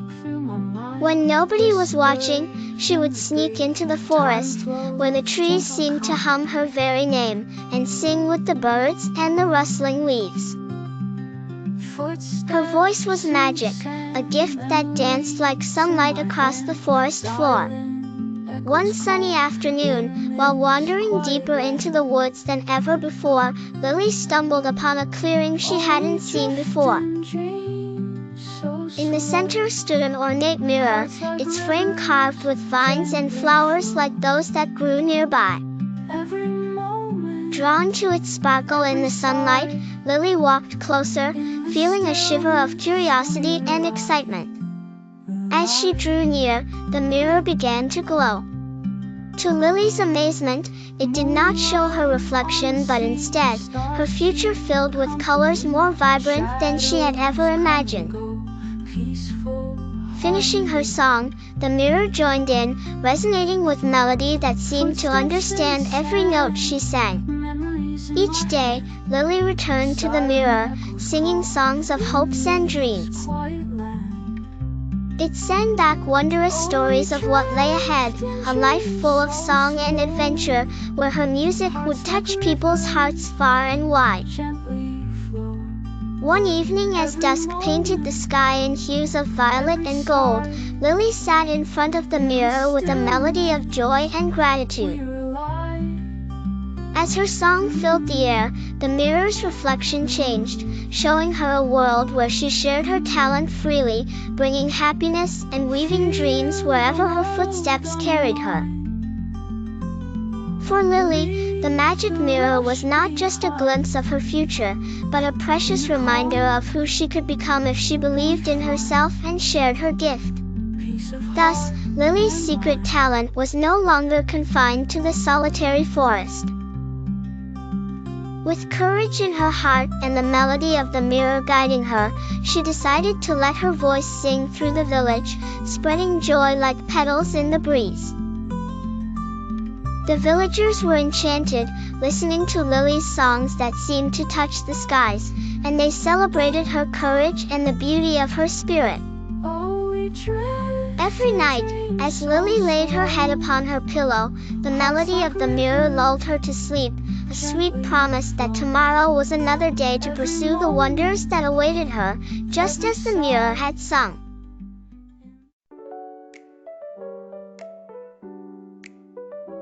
Once upon a time, in the kingdom of Verdantia, there lived a kind-hearted princess named Kaya. Princess Kaya was not only adored for her radiant smile, but was also cherished for her love and protection of the enchanting forests that bordered her kingdom. These forests were special. Every night, as the clock struck midnight, the trees and the wildlife came alive with melody. The leaves of the trees danced to the rhythm of the wind, and the owls sang in harmony with the crickets. It was a symphony of nature that lulled the kingdom into peaceful dreams. But one evening, as the sun dipped below the horizon and night began its reign, Princess Kaya noticed something unusual. She wandered onto her balcony and listened closely. The forest seemed quieter than usual. Instead of the usual symphony, there was only the whisper of the wind and the rustle of the leaves. Determined to restore the forest's melody, Princess Kaya donned her emerald cloak, the color of the deepest forest, and set off into the night. Her mission was clear. She had to uncover the cause of the creeping silence.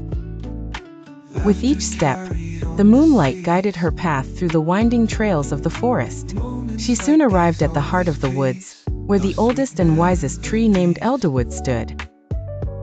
"Dear Elderwood," Kaya pleaded, "what has happened to the melody of the midnight forest?" Elderwood's leaves shimmered under the moonlight as he replied in a gentle, rustling voice. "Princess Kaya, a shadow of silence has crept into our forest. It steals the songs from the wind and hushes the whispers of the night creatures. To stop it, you must decode the melodies hidden within the midnight air." With newfound determination, Princess Kaya listened again, this time more closely than ever. She closed her eyes and let the forest's faint sounds reach her ears. A gentle hum, a soft chirp, and the quiet resonance of rustling leaves. As she deciphered each note, she realized that these fragmented melodies held secrets of ancient spells needed to banish the silence. Kaya began to hum softly, blending the notes she had decoded. Her tune mingled with the scattered sounds, and the shadow of silence began to dissolve, retracting back into the dark corners from whence it came. As the spell was completed, a wondrous sound erupted across the forest. The Midnight Symphony returned, richer and more vibrant than ever before. Owls hooted with joy, crickets chirped in jubilant delight, and the trees swayed blissfully to the tune of the forest's reborn melody. Princess Kaya smiled warmly, her heart full of joy and peace. She had succeeded in her quest to protect the magical musical harmony, and with the forest singing once again, its enchanting tales continued. And so, Princess Kaya returned to her castle, knowing that whenever the forest faced danger, she would always be there, ready to decode its melodies and reignite the musical magic that brought serenity to the land. So ends the tale of Princess Kaya, a brave protector of the wilds, who ensured that no silence ever encroached upon the melody of the midnight forest again.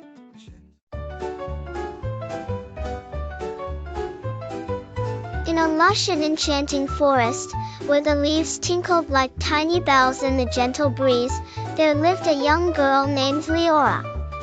Leora had been raised by the gentle forest healers, who taught her the magic of herbs and the language of the winds. Leora's hair cascaded down her shoulders like a waterfall of amber sunlight, and her eyes held the deep wisdom of the woods. She had always felt a special connection with the forest, as if the trees whispered secrets meant only for her. One soft and starlit night, while exploring a part of the forest she had never seen before, Leora noticed a soft glow emanating from a nearby grove. Curiosity filled her heart, and she quietly tiptoed toward the light. There, nestled gently in the moss, was a crown that shimmered with a pale golden light. It seemed to hum with ancient magic, and as Leora bent down to examine it, a sense of calmness washed over her. "It is yours," a voice seemed to whisper through the rustle of leaves. Leora hesitated, but her fingers reached out, and the instant she touched the crown, she felt a warmth spread through her fingertips, traveling straight to her heart. Confused and overwhelmed, Leora returned home to the healers. As she approached, it was as though the forest itself seemed to part, revealing a path she had not seen before. At the heart of this path was an ancient oak tree, beneath which the healers stood waiting, wise and serene. "You have found it," Elder Mari, the head of the healers, said with a smile. "The crown you hold is your royal inheritance. You, dear Leora, are the hidden princess of this realm, destined to guide and protect these lands." Leora's heart fluttered with confusion and excitement. "But I've only known life here in the forest," she said softly. "What does being a princess mean for me?"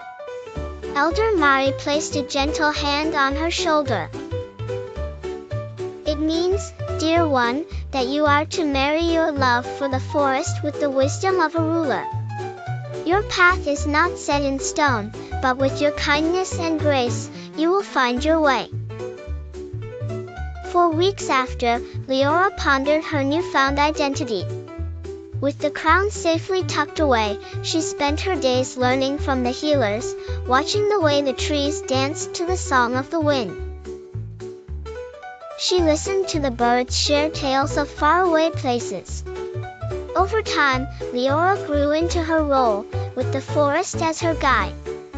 She discovered that the animals and spirits around her were eager to help her govern her people. Every night, she would sit beneath the stars, the crown resting beside her, and speak to the trees. "I will honor you, my home," she would say, "and I will protect this land with all the love I have." And so, in the gentle embrace of the forest, Leora became a wise and beloved princess, cherished by all who basked in her gentle light. As the moonlight kissed the crown, its glow was a reminder of her humble beginnings and the strength of her heart, the heart of a true princess.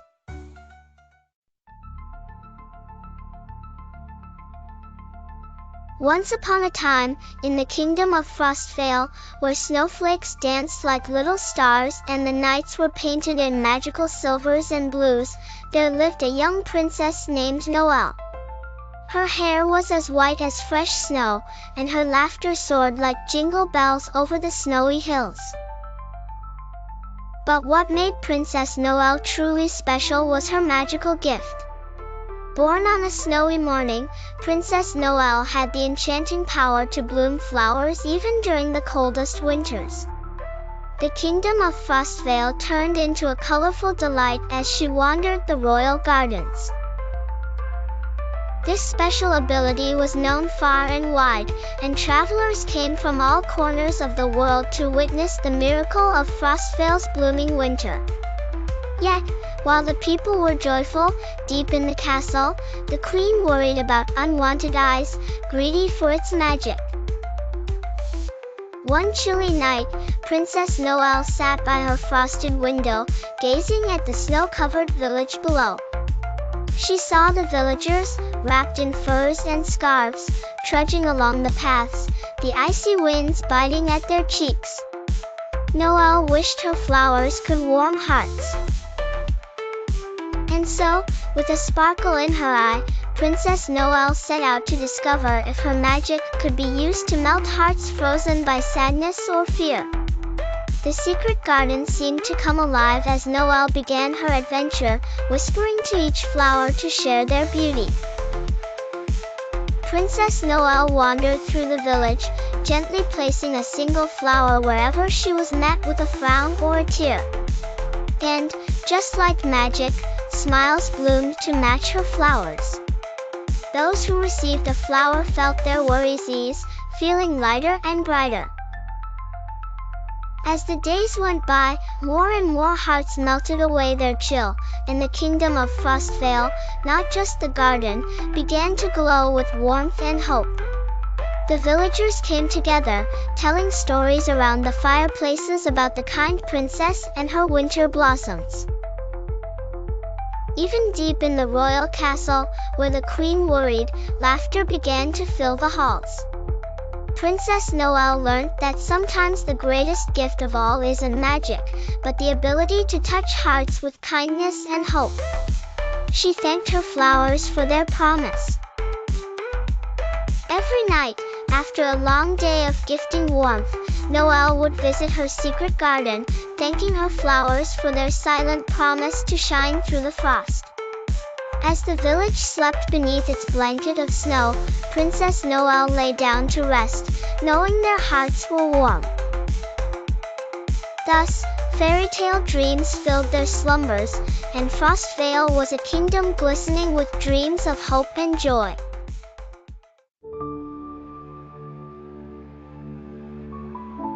Once upon a time, in a peaceful kingdom nestled between blue mountains and shimmering seas, there lived a gentle lantern maker named Alden.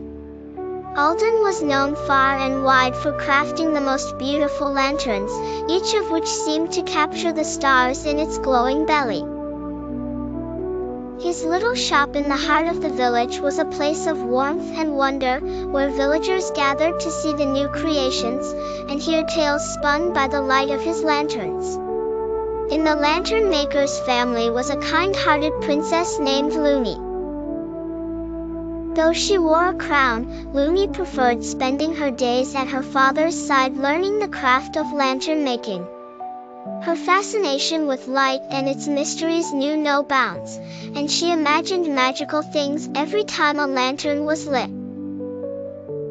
One cool autumn evening, Alden gathered his family together and shared a special story of the lantern that granted wishes, hidden deep in the forest beyond the kingdom's borders. This lantern, he whispered, glows with a light that can only be seen by those who believe in its power to guide lost souls home.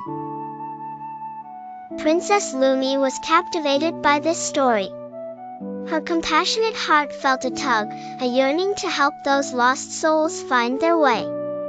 That very night, when the moon hung high like a silver lamp, Looney decided to embark on a journey to find the lantern.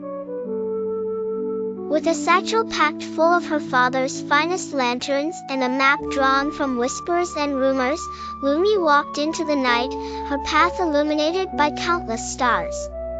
As the forest thickened, she met creatures who moved like shadows, gentle foxes, wise owls, and swift deer, all guiding her toward the heart of the woods. After a journey that felt both long and short, Lumi arrived at a clearing where the forest released its secrets. There stood the legendary lantern, dazzling and bright, hanging from an ancient tree with roots deep in the earth. Its light, soft and warm, touched the leaves and filled the air with serenity. Lumi approached the lantern with a heart full of hope. "Please," she whispered, "guide me to the souls who need help finding their way home." As if understanding her pure intentions, the lantern began to glow brighter, casting beams of light into the sky like 1,000 shooting stars. In those beams appeared the images of lost souls, each looking at Lumi with eyes full of longing. Some were travelers turned around in the wilderness, others were children separated from their families, and some were creatures looking for their clans. Lumi felt a quiet joy and knew what she must do. She took each lantern from her satchel and whispered words of love and guidance into them. With care and hope, she hung them around the clearing. As each lantern was lit, it floated into the sky, casting trails of light that seemed to tug at the stars themselves. One by one, the souls followed the glowing paths made by Lumi's magical lights, finding peace and safety at last. The forest seemed to breathe a sigh of relief as the souls returned home. Princess Lumi returned to her village, her heart happy and her spirit glowing like the lanterns she had sent into the night. Though many tales were told of her kindness and her journey, Lumi knew that true magic was not just in the lanterns, but in the love and compassion that guided them. And from then on, whenever the villagers saw lights floating in the sky, they knew Princess Lumi was watching, always ready to guide the lost souls home with her heart full of light and her lanterns burning bright.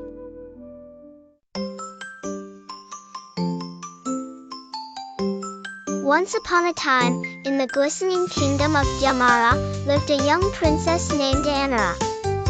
She was a kind-hearted girl with eyes as bright as the stars and hair that shimmered like spun gold. Her life was filled with laughter and love, but a shadow lingered in her heart, a mystery enveloped her family, and one day she vowed to solve it. Her mother, Queen Seraphina, had been turned to stone by a dark curse. Many of the kingdom's wisest sorcerers and bravest knights had attempted to free the queen, but none had succeeded. Now, Princess Anara held the hope that there might be a way to unlock this secret, hidden in the pages of an ancient prophecy. One evening, as the sun dipped behind the Sapphire Mountains, Anara wandered through the palace garden. Her footsteps led her to the pond where the lilies lay like jewels on shimmering water. It was here she had always felt a subtle magic touch her soul, a magic that whispered promises of hope. As she gazed into the water, she saw a gleaming swan gliding gracefully across the glassy surface. Its feathers sparkled like diamonds, and its eyes held a wisdom deep and true. Anara knew at once this was no ordinary swan, it was the sapphire swan mentioned in her mother's old tales. Princess Anara, the swan spoke in a voice as gentle as a lullaby, "You are chosen by destiny to reveal the truth behind the curse. Fear not, for you are not alone, the spirit of the sapphire swan shall guide you." With her heart filled with renewed courage, Anara listened as the swan explained that she must venture to the heart of the enchanted forest, where the ancient stones speak, and unravel the whispers long forgotten by time. The next next morning, Anna set out with her loyal companion, a little squirrel named Tuffy. Together they stepped into the forest, beneath towering trees that reached for the heavens. The air was sweet with the scent of pine and the promise of new beginnings. As they traveled, they approached a circle of stones hidden deep under a canopy of leaves. The stones were entwined with vines and flowers, yet glowed with an ethereal light. "Listen, Anara," Tuffy squeaked with excitement. "The stones will speak if you ask with your heart open." Anara asked with sincerity, her voice a soft, musical whisper, "What is the secret of the curse that binds my mother?" The stones hummed gently before a voice emerged. "Two hearts were meant to be one, but the darkness stole their song. Unite the hearts, and the curse shall shatter." Understanding flooded Anara's mind, and she realized the curse was born from a sorrow that needed healing. She thanked the stones, and the sapphire swan led her to a lake where a gentle breeze carried an ancient melody. Following the sound of the song, Anara discovered her mother's stone figure entwined with a statue of a man she had never seen. Her father, King Alien, lost to the ages as another victim of the curse. It was then Anara knew that to lift the curse, a song of unity must fill the kingdom once more, a song of family, love, and perseverance. She sang with all her heart, and as her voice soared over the land, the statues softened and began to glow with life. Anara watched as her mother and father were freed from their stone prison.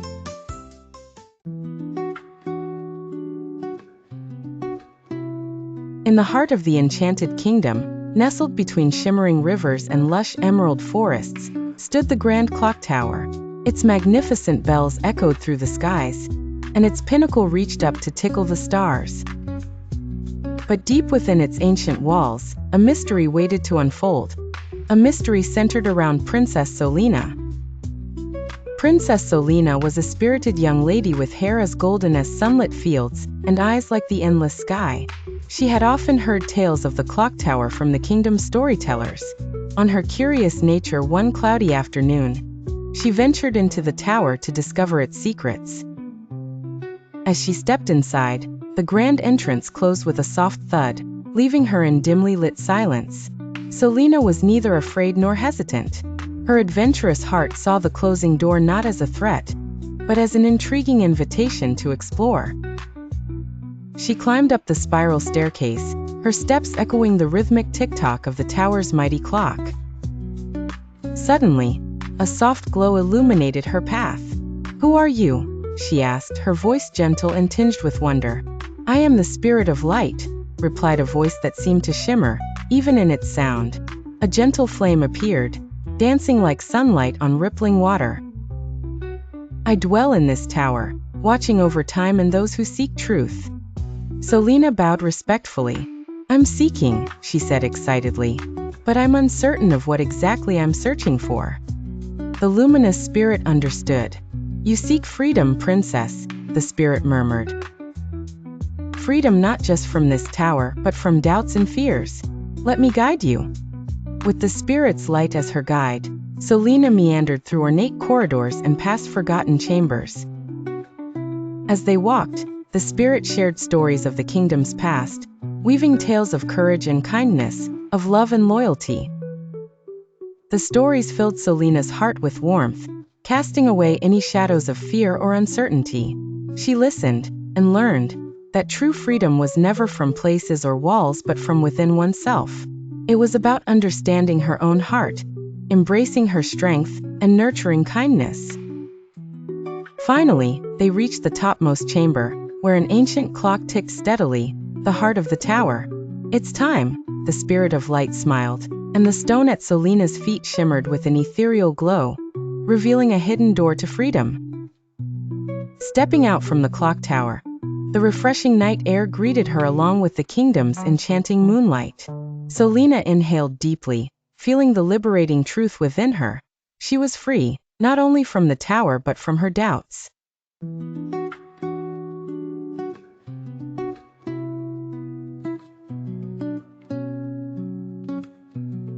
And the kingdom thrived, embracing the light of truth, just as Selena had learned.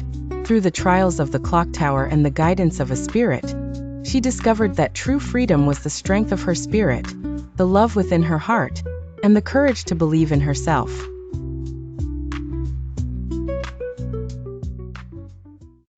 Once upon a time in a deep blue sea, there lived a stunningly beautiful fish named Rainbow Fish.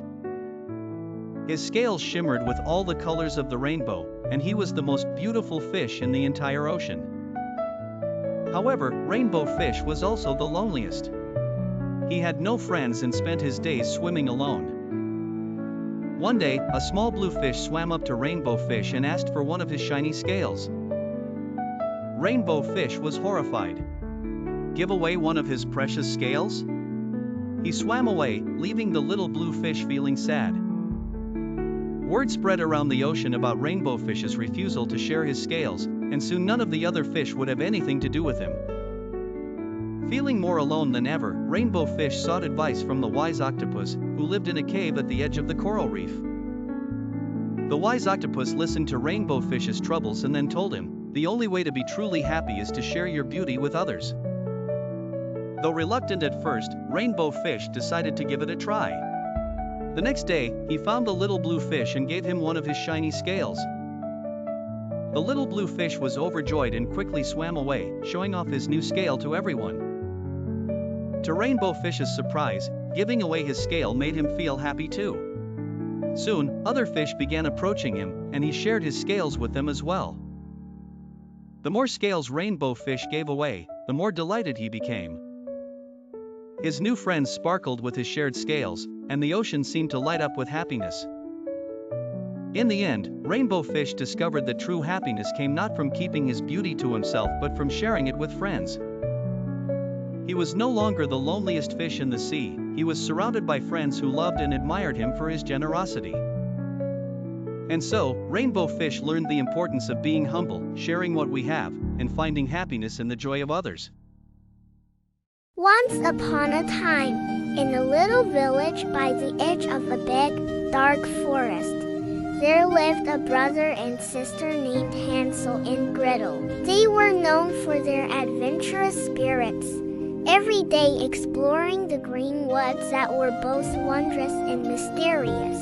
One fine morning, while playing by the forest's edge, Hansel had a brilliant idea. He whispered to Gretel, "Let's wander deeper today. We might discover something truly exciting." Gretel, always up for an adventure, nodded eagerly.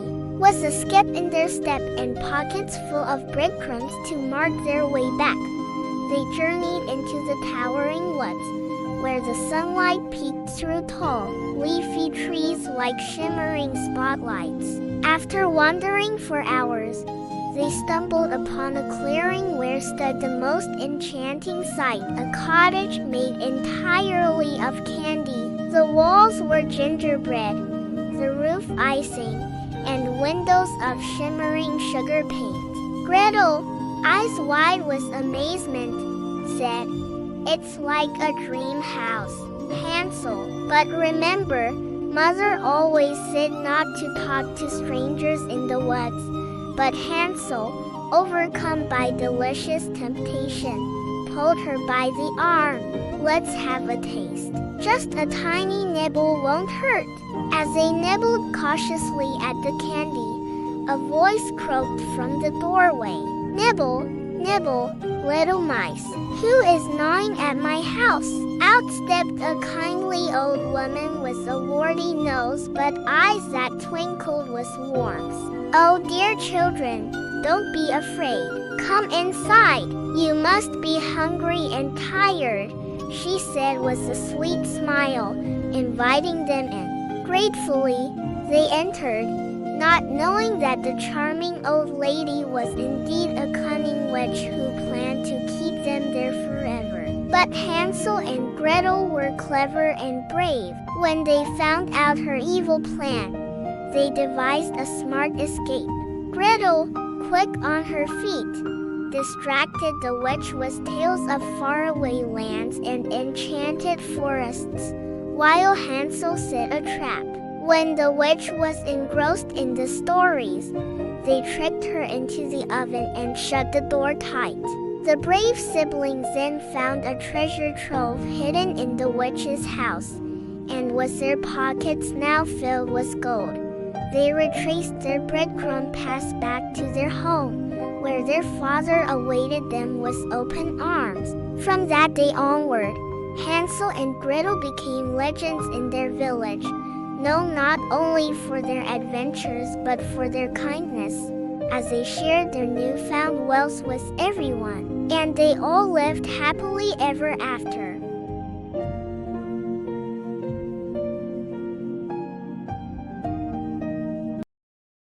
Once upon a time, in a land where the clouds touched the mountains and the rivers sang lullabies, there lived a curious little rabbit named Rosie. Rosie was known for her fluffy white tail and her love of adventures. She had explored almost every nook and cranny of her forest, except for one mysterious place, the Rainbow Path. The Rainbow Path was said to be hidden behind the tallest waterfall in the forest, and legends whispered that it led to a magical place where dreams came true. One sunny morning, Rosie decided it was time to uncover the secrets of the Rainbow Path. She nibbled on a carrot for breakfast, packed her tiny bag, and bounced towards the waterfall. When she arrived, she found the waterfall glistening in the sunlight, creating a beautiful spray that shimmered like jewels. As Rosie hopped closer, she noticed a small opening behind the cascading water. With a deep breath, she squeezed through the narrow gap. On the other side, she discovered a radiant path made entirely of rainbows. The colors were so vibrant they seemed to hum with their own melodies. Rosie hesitated only for a moment before hopping onto the path. As she journeyed along the rainbow path, she encountered many wonders. She met a talking bluebird named Benny who loved to sing songs about faraway lands. Benny decided to join Rosie, and together they laughed and sang, filling the air with joyful tunes. A bit further ahead, they found a grove of giggling flowers whose petals sparkled in the sun. These flowers were storytellers, each one sharing tales of bravery and friendship. Rosie and Benny listened intently, their hearts swelling with excitement. Eventually, the path led them to a magnificent crystal lake where the water was as clear as a mirror. In the center of the lake stood a stunning tree with leaves that glowed like the moon. From the branches hung golden fruits that sparkled with every color of the rainbow. Rosie and Benny were mesmerized. Suddenly, the tree spoke in a gentle voice, welcoming them. "You have reached the heart of the rainbow path," it said. "Here, your truest dreams will be revealed." Rosie closed her eyes and thought about her deepest wish. When she opened them, she found herself surrounded by all her friends from the forest, each one holding a tiny, colorful gift. Benny's wish was to share his songs with everyone, and now he had an audience eager to listen. Rosie's heart was full. She realized that the greatest magic of the rainbow path wasn't the wonders they had seen but the friendships they had forged. Rosie and Benny returned home, their hearts brimming with memories and the joy of new beginnings. And from that day on, the rainbow path was no longer a mystery, but a cherished adventure they could share with everyone. In a quiet village surrounded by lush forests, there lived a curious little fox named Felix. Felix had the shiniest red fur and the brightest amber eyes. He was always eager to explore and discover new things. One sunny morning while digging near an old oak tree, Felix unearthed a sparkling blue stone. It was the most beautiful thing he had ever seen. Felix decided to take it to his wise friend, Elder Owl, who lived in the tallest tree by the river. Elder Owl had lived for many years and knew many ancient tales. Felix rushed to Elder Owl's tree, holding the stone tightly in his paws. Elder Owl examined the stone with great curiosity. "Ah, this is the magical moonstone," he said. "It is said to have the power to grant one wish every full moon." Felix's eyes widened with excitement. He began to dream of all the wonderful wishes he could make. When the night of the full moon arrived, Felix took the stone to the top of the hill where the moon shone the brightest. He closed his eyes tightly and wished with all his heart for the forest to be filled with flowers of all colors. As soon as he opened his eyes, the forest began to transform. Blossoms of every hue burst forth from the ground, and the air was filled with their sweet fragrance. The villagers awoke to a wondrous sight the next morning. The forest was now a paradise of vibrant flowers, and all the animals rejoiced. Felix's kind wish had brought happiness to everyone. From that day on, every full moon, Felix would make a new wish with the magical moonstone, always for the good of the forest and its inhabitants. And so, Felix the fox became the guardian of the magical moonstone. Known for his selflessness and the beauty he brought to their little corner of the world. And whenever the night was clear and the moon full, you could see Felix on the hilltop, with his eyes closed in hope, dreaming of making the world a better place, one wish at a time. On the vast, frozen terrains of Antarctica lived a curious young penguin named Pippin. Unlike his fellow penguins, who were content just waddling around, Pippin always dreamed of exploring beyond their icy home. One particularly cold morning, Pippin decided to follow a strange glint he saw on the horizon. He waddled far from his colony, his little heart racing with excitement. As he ventured further, he encountered a wise old albatross named Alaric. Alaric had seen many things in his long life and was known for his knowledge of distant lands. Seeing Pippin's determination, Alaric decided to accompany him on this icy adventure. Together, they journeyed through blizzards and crossed treacherous ice bridges. Along the way, they met various Antarctic creatures, including a mischievous seal named Celine and a solemn whale named Wallace. Each new friend shared tales of the hidden wonders of Antarctica, fueling Pippin's curiosity even more. However, their journey was not without peril. One dark night, a fierce storm hit, separating Pippin and Alaric. Lost and afraid, Pippin felt the harsh bite of the cold and began to lose hope. Just then, he remembered the stories of a mythical warm spring hidden deep within the ice. Summoning all his courage, he pressed on, guided by a faint warmth he felt in his heart. After what felt like an eternity, he stumbled upon the warm spring. In a small northern village covered in a thick blanket of snow, there lived a young fox named Finn. He had bright orange fur and curious eyes that always seemed to twinkle with mischief. Finn loved exploring the forest and making friends with other animals. But there was one thing he had never seen: the mysterious and magical aurora borealis, also known as the Northern Lights. Finn's best friend, Mia the owl, told him tales of how the nights would come alive with shimmering colors dancing across the sky. "They're like floating ribbons of light, Finn," Mia said, her eyes wide with wonder. "Some say it's magic." Finn was determined to see the aurora borealis for himself. One chilly evening, Finn and Mia set out on an adventure to find a perfect spot to watch the Northern Lights. They walked and flew for hours, navigating through snow-covered paths and tall, whispering trees. The night was cold, but the air was fresh and filled with the scent of pine. Eventually, they reached the top of a hill that overlooked the village and the vast forest beyond. The sky was dark, and millions of stars twinkled like tiny diamonds. Finn felt the excitement bubbling up inside him. Then it happened. A soft glow appeared on the horizon and slowly, the sky began to light up with vibrant colors. Greens, blues, and pinks swirled together like a magical painting. Finn's mouth dropped open in awe. "It's more beautiful than I ever imagined," he exclaimed. Mia hooted softly, equally mesmerized. As they watched, the colors grew brighter and danced gracefully across the sky. It was as if the heavens themselves were putting on a spectacular performance just for them.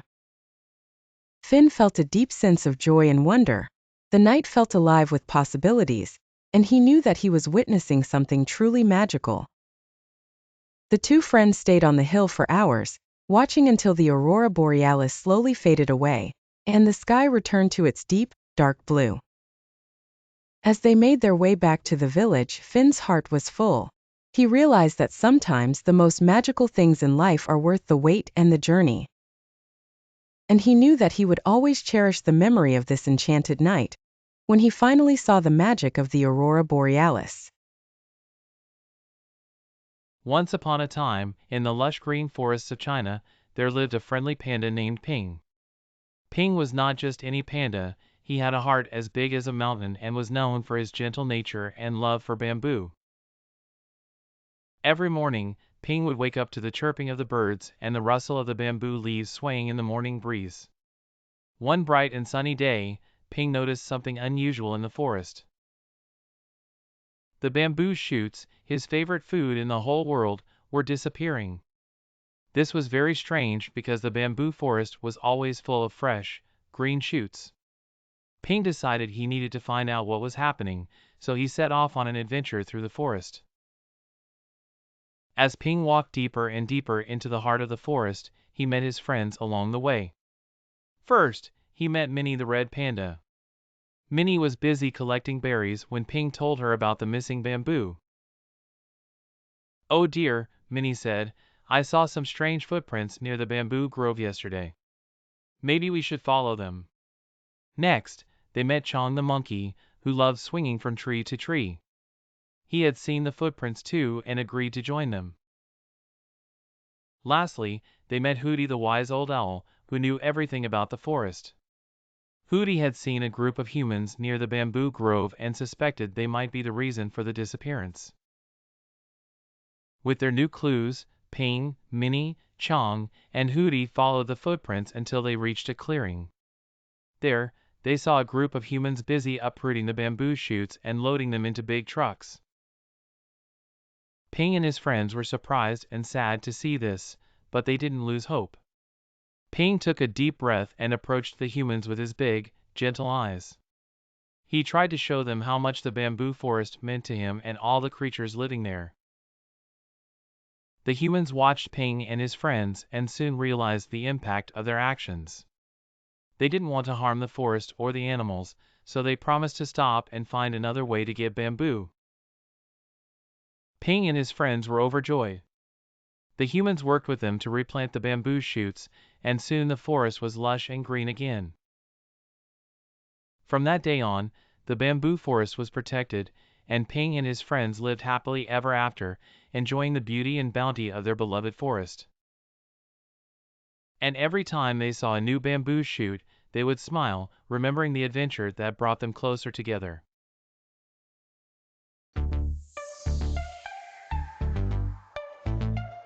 Once upon a time in the cozy town of Twinklevale, there lived a curious little boy named Tung Tung. He loved adventures, especially the ones that happened just before the sun came up. One magical Ramadan evening, his mother whispered to him, "Tung Tung, get ready for a special Sahur treat tonight, but it's a secret till you see it." As the moon cast its silver glow across the sleepy town, Tung Tung tiptoed around his house, wondering what the exciting surprise might be.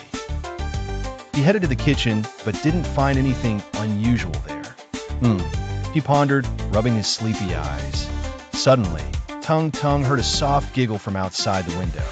Peeking through with curiosity, he noticed a petite figure pirouetting beneath the moonlight. It was Ballerina Cappuccina, the twinkling town's beloved dancer. Her tutu sparkled like stars, and her moves were as smooth as warm cocoa. "Oh, hello, little adventurer," Ballerina Cappuccina greeted Tung Tung, elegantly bowing to him. "I brought a magical Sahur surprise for you. Would you like to see?" Tung Tung nodded eagerly as he stepped outside. The cool night breeze tickled his cheeks, and he felt an exciting thrill run through his legs. Ballerina Cappuccina twirled with grace, and like a magician, she revealed a basket filled with glowing star-shaped cookies. "These are special cookies, Tung Tung," she explained. "They'll guide us on an enchanting journey where wisdom and dreams blend." Without hesitation, Tung Tung picked up a cookie. With each bite, he felt lighter and his steps more like dancing. his mind filled with visions of friendly talking animals and gentle flowing rivers. The stars above seemed to dance in harmony with Ballerina Cappuccina. Together, they skipped through fields of night-blooming flowers, each petal glowing with the moon's soft light. Tung Tung learned from Ballerina Cappuccina that friendship, kindness, and dreams make our nighttime adventures poignant and memorable. As they neared the end of their delightful nocturnal escapade, the horizon began to blush with colors of dawn. Ballerina Cappuccina whispered, "Remember, Tung Tung, the key to adventures is to always have an open heart, just like the buds welcoming the sun every morning." With the first crust of sunlight touching Twinklevale, Tung Tung found himself back in his cozy room, clutching the last cookie. His mother gently woke him up for supper. "Did you find your surprise, dear?" She smiled knowingly. "Oh yes, Mama." Tung Tung grinned, his heart overflowing with happiness. Ballerina Cappuccina gifted me a night full of dreams and wisdom. As the family gathered around for Sahur, Tung Tung felt a warm glow of love and adventure, knowing that every new day brings its own magic and joy. And so, with a heart full of dreams and cookies, Tung Tung peacefully closed his eyes, ready to meet more wonders tomorrow.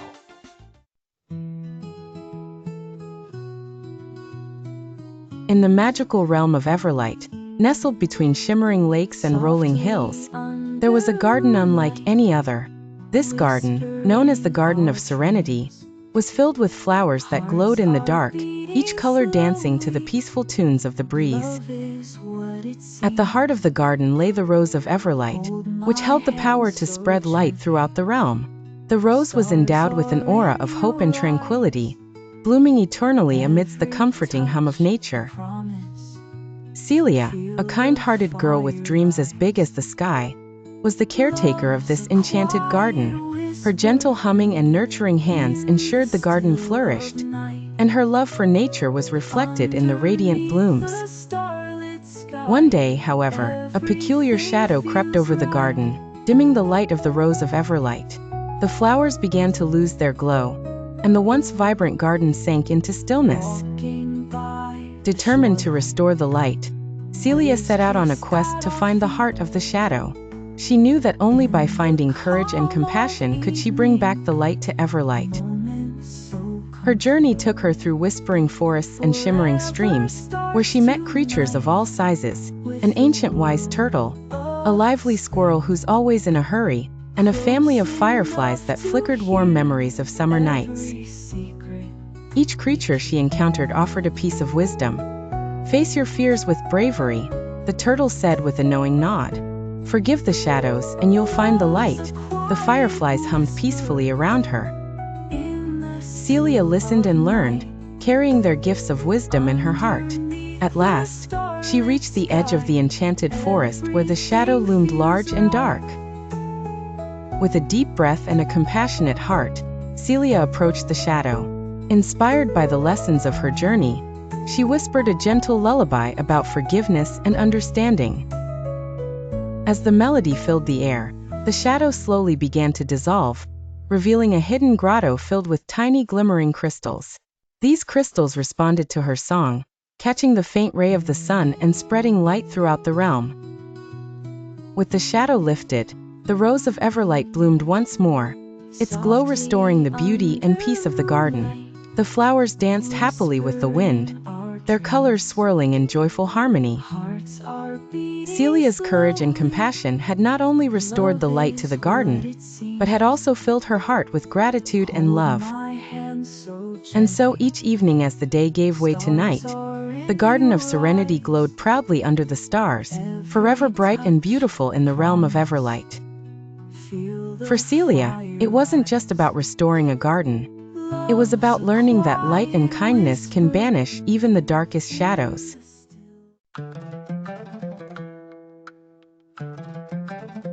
In a kingdom nestled high among the misty mountaintops, there lived a kind-hearted princess named Asha. Her heart was as vast as the valleys below, and her smile as radiant as the sun that kissed the peaks each morning. Princess Asha loved nothing more than the tales her grandmother whispered to her under the starlit sky. One evening, as the kingdom settled into a gentle slumber, a soft, melodic sound drifted through the air. It was the enchanting music of the Star Dancer, a legendary spirit, known to appear only when the stars aligned perfectly in the evening sky. Curious and full of wonder, Princess Asha ventured out of the castle to find this mysterious sound. She tiptoed through the moonlit gardens, her delicate gown trailing softly behind her. As she entered the clearing at the edge of the forest, she saw the Star Dancer, shimmering and spinning in a symphony of light and music. The Star Dancer beckoned her, and Asha followed, mesmerized by the graceful motions and the twirling magic. Princess Asha, the Star Dancer spoke, I can see that your heart is filled with kindness and a desire for peace. Tonight, I will share with you the ancient dance of unity.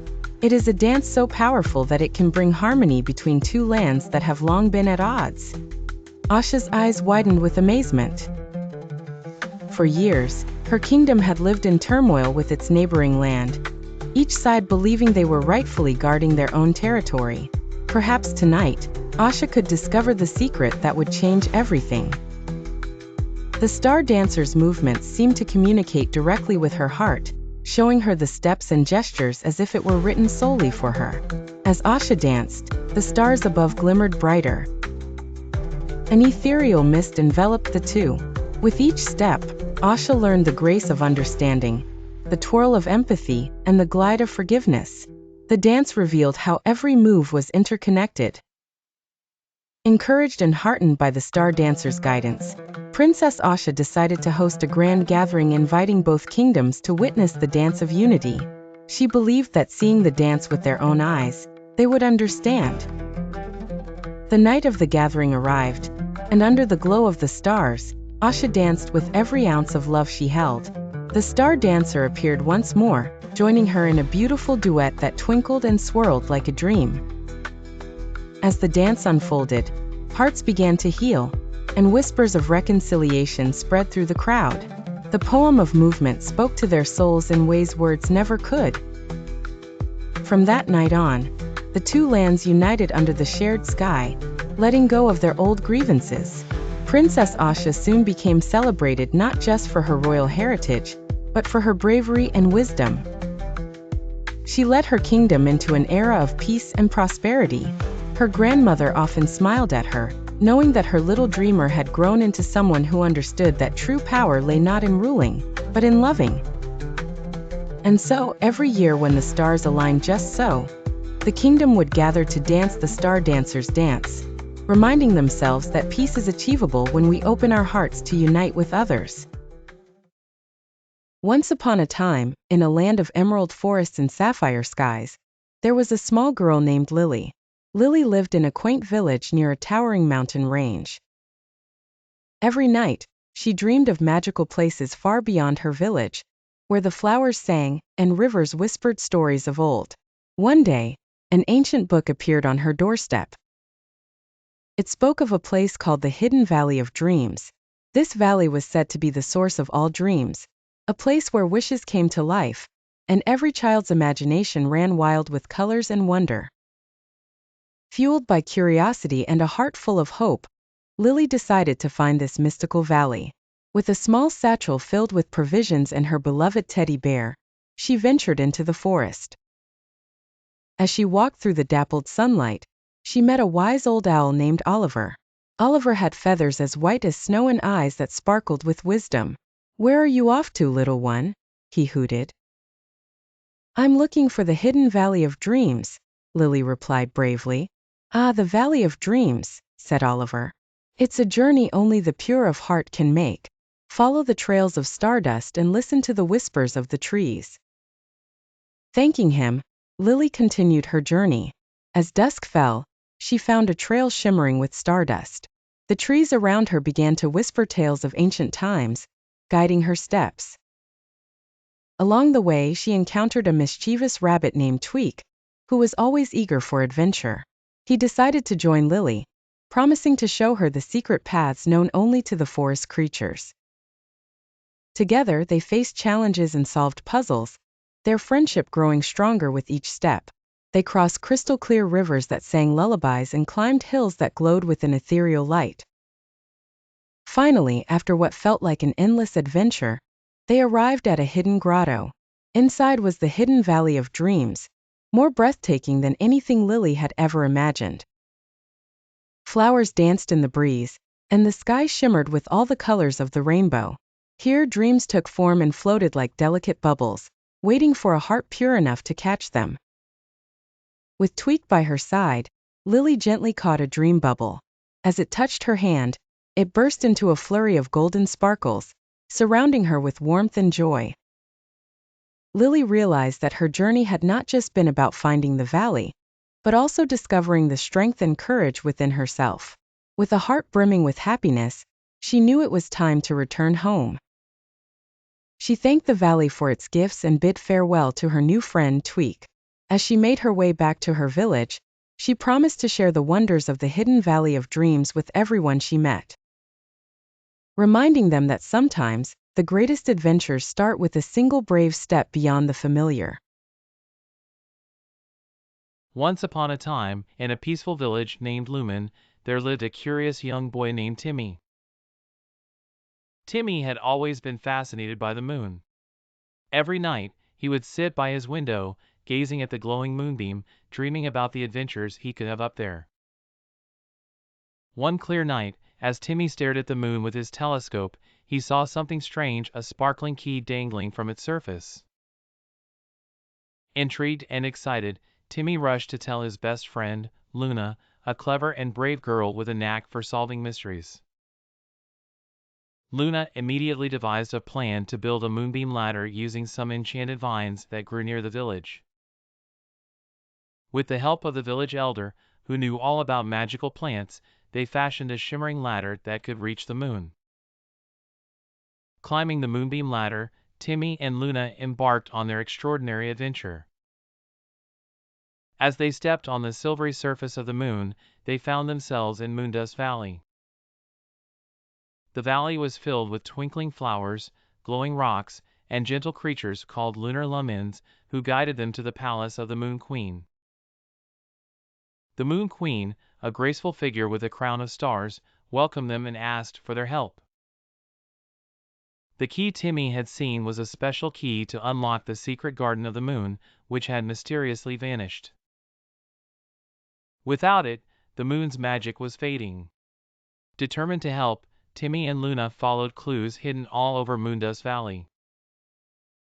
They solved riddles posed by talking trees, navigated through a maze of moonlight mirrors, and befriended a giant moon rabbit who gave them a clue about the key's location. Finally, they reached the moonlit cavern, where the key was hidden in a chest guarded by a friendly but sleepy dragon named Drago. Using a lullaby they had learned from the lunar lumens, they gently put Drago to sleep and retrieved the key. Returning to the Moon Queen, they unlocked the secret garden, revealing a breathtaking place full of luminous plants and sparkling fountains. Once upon a time, in a shimmering forest filled with towering trees and sparkling streams, lived a little fairy named Lily. Lily was known far and wide for her beautiful flower garden.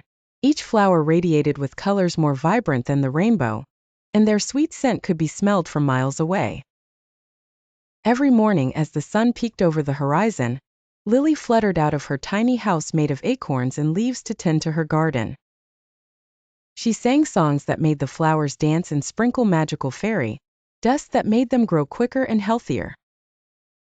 One sunny day, while Lily was watering her flowers with dewdrops collected in a walnut shell, she noticed a sad, wilted flower at the edge of her garden. This flower was unlike any other. Its petals were dull, and it drooped as if it were crying. Curious and concerned, Lily flew over to the flower. "Why are you so sad, little one?" she asked softly. The flower slowly lifted its head and in a soft whisper said, "I don't know how to bloom like the others. I feel so different and alone." Lily's heart ached for the lonely flower. She thought for a moment and said, "Every flower in this garden is unique and special in its own way. You may not bloom like the others, but that doesn't mean you aren't beautiful." Determined to help, Lily sprinkled her most powerful fairy dust on the flower. Then she sang the sweetest song to it, hoping to see a change. The flower's petals began to shimmer, and with each note of Lily's song, it grew stronger and more vibrant. Suddenly, with a burst of dazzling light, the flower bloomed into the most magnificent blossom Lily had ever seen. Its petals were a soft pink with golden edges, and it radiated a gentle glow. "Thank you, Lily," the blossom said, now standing tall and proud. "I just needed someone to believe in me." From that day on, the once sad flower became the star of Lily's garden, admired by all who visited.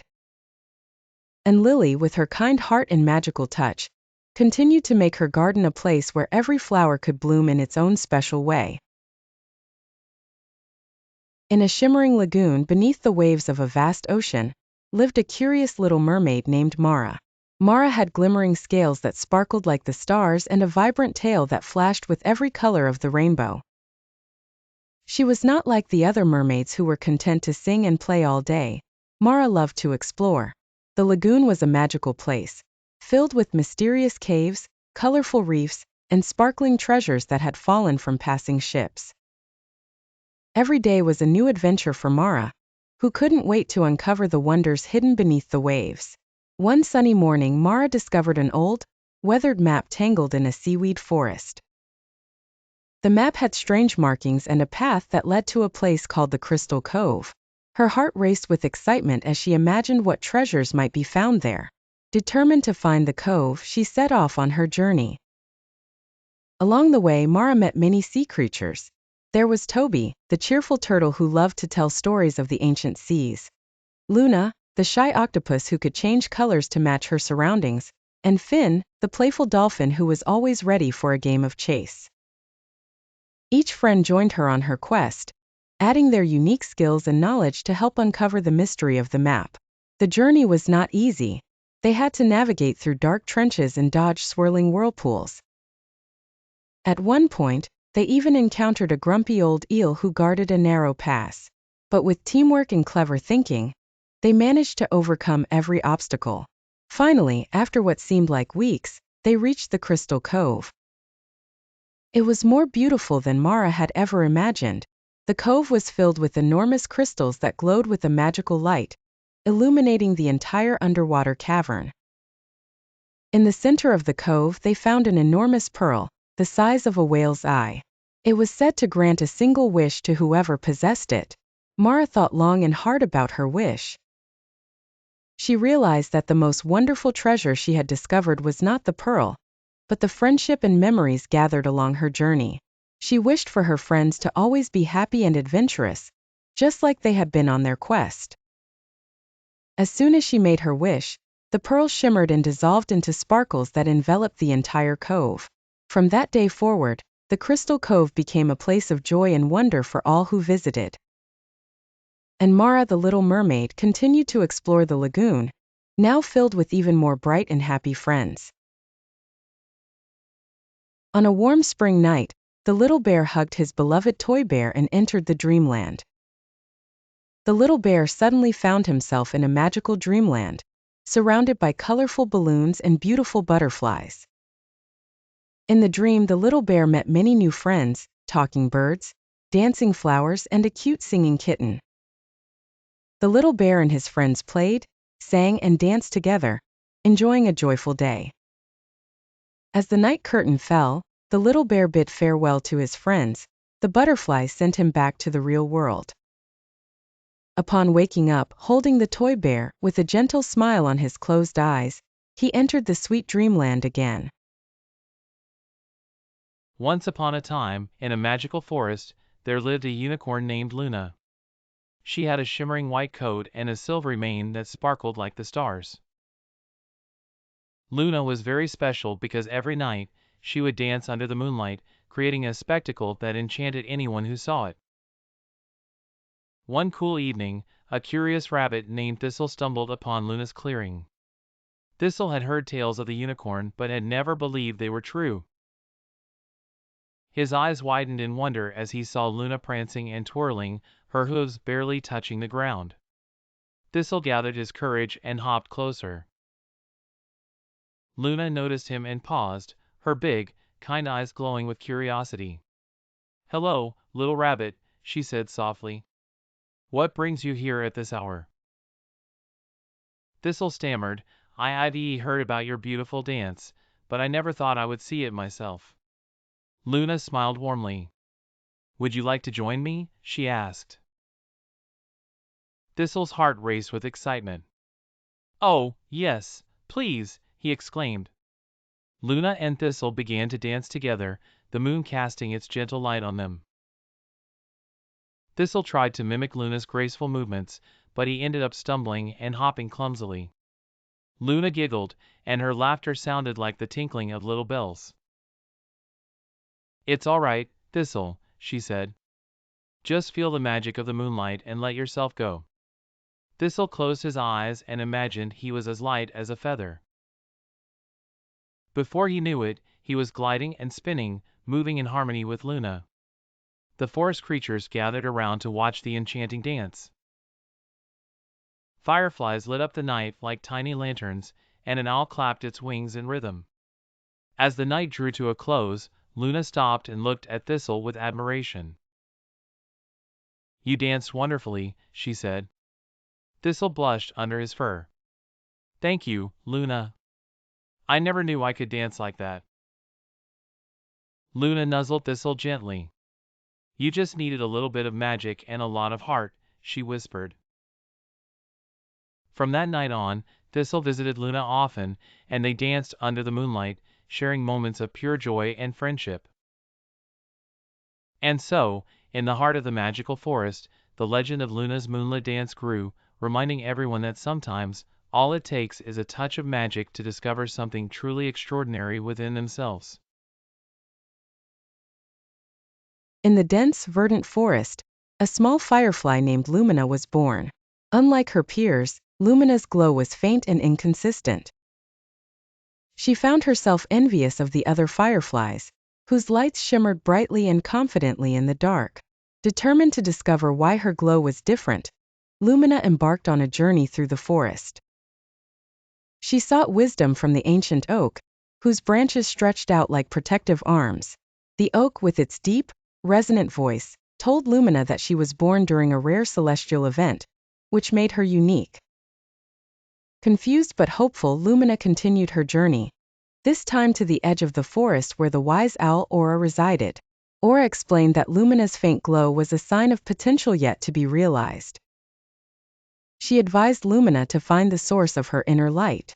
Undeterred, Lumina ventured into the heart of the forest, where she encountered a myriad of creatures: the playful squirrels, the cautious rabbits, and the majestic deer. Each one had a story to tell, a piece of wisdom to share. One night, as Lumina rested by a tranquil pond, she saw her reflection amidst the stars. It was then she realized that her glow, though faint, combined with the glow of her fellow fireflies, created a beautiful tapestry of light. Inspired, Lumina rushed back to her community. She shared her revelation, and together, the fireflies lit up the night sky like never before.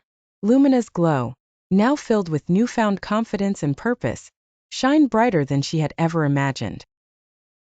The forest was bathed in their collective light, a testament to the power of unity and self-acceptance. Lumina learned that her worth was not defined by the brightness of her glow alone, but by the unique role she played in the greater luminescence. And so the forest thrived, illuminated by the harmonious glow of Lumina and her companions, a reminder that every light, no matter how small, has a significant place in the cosmos.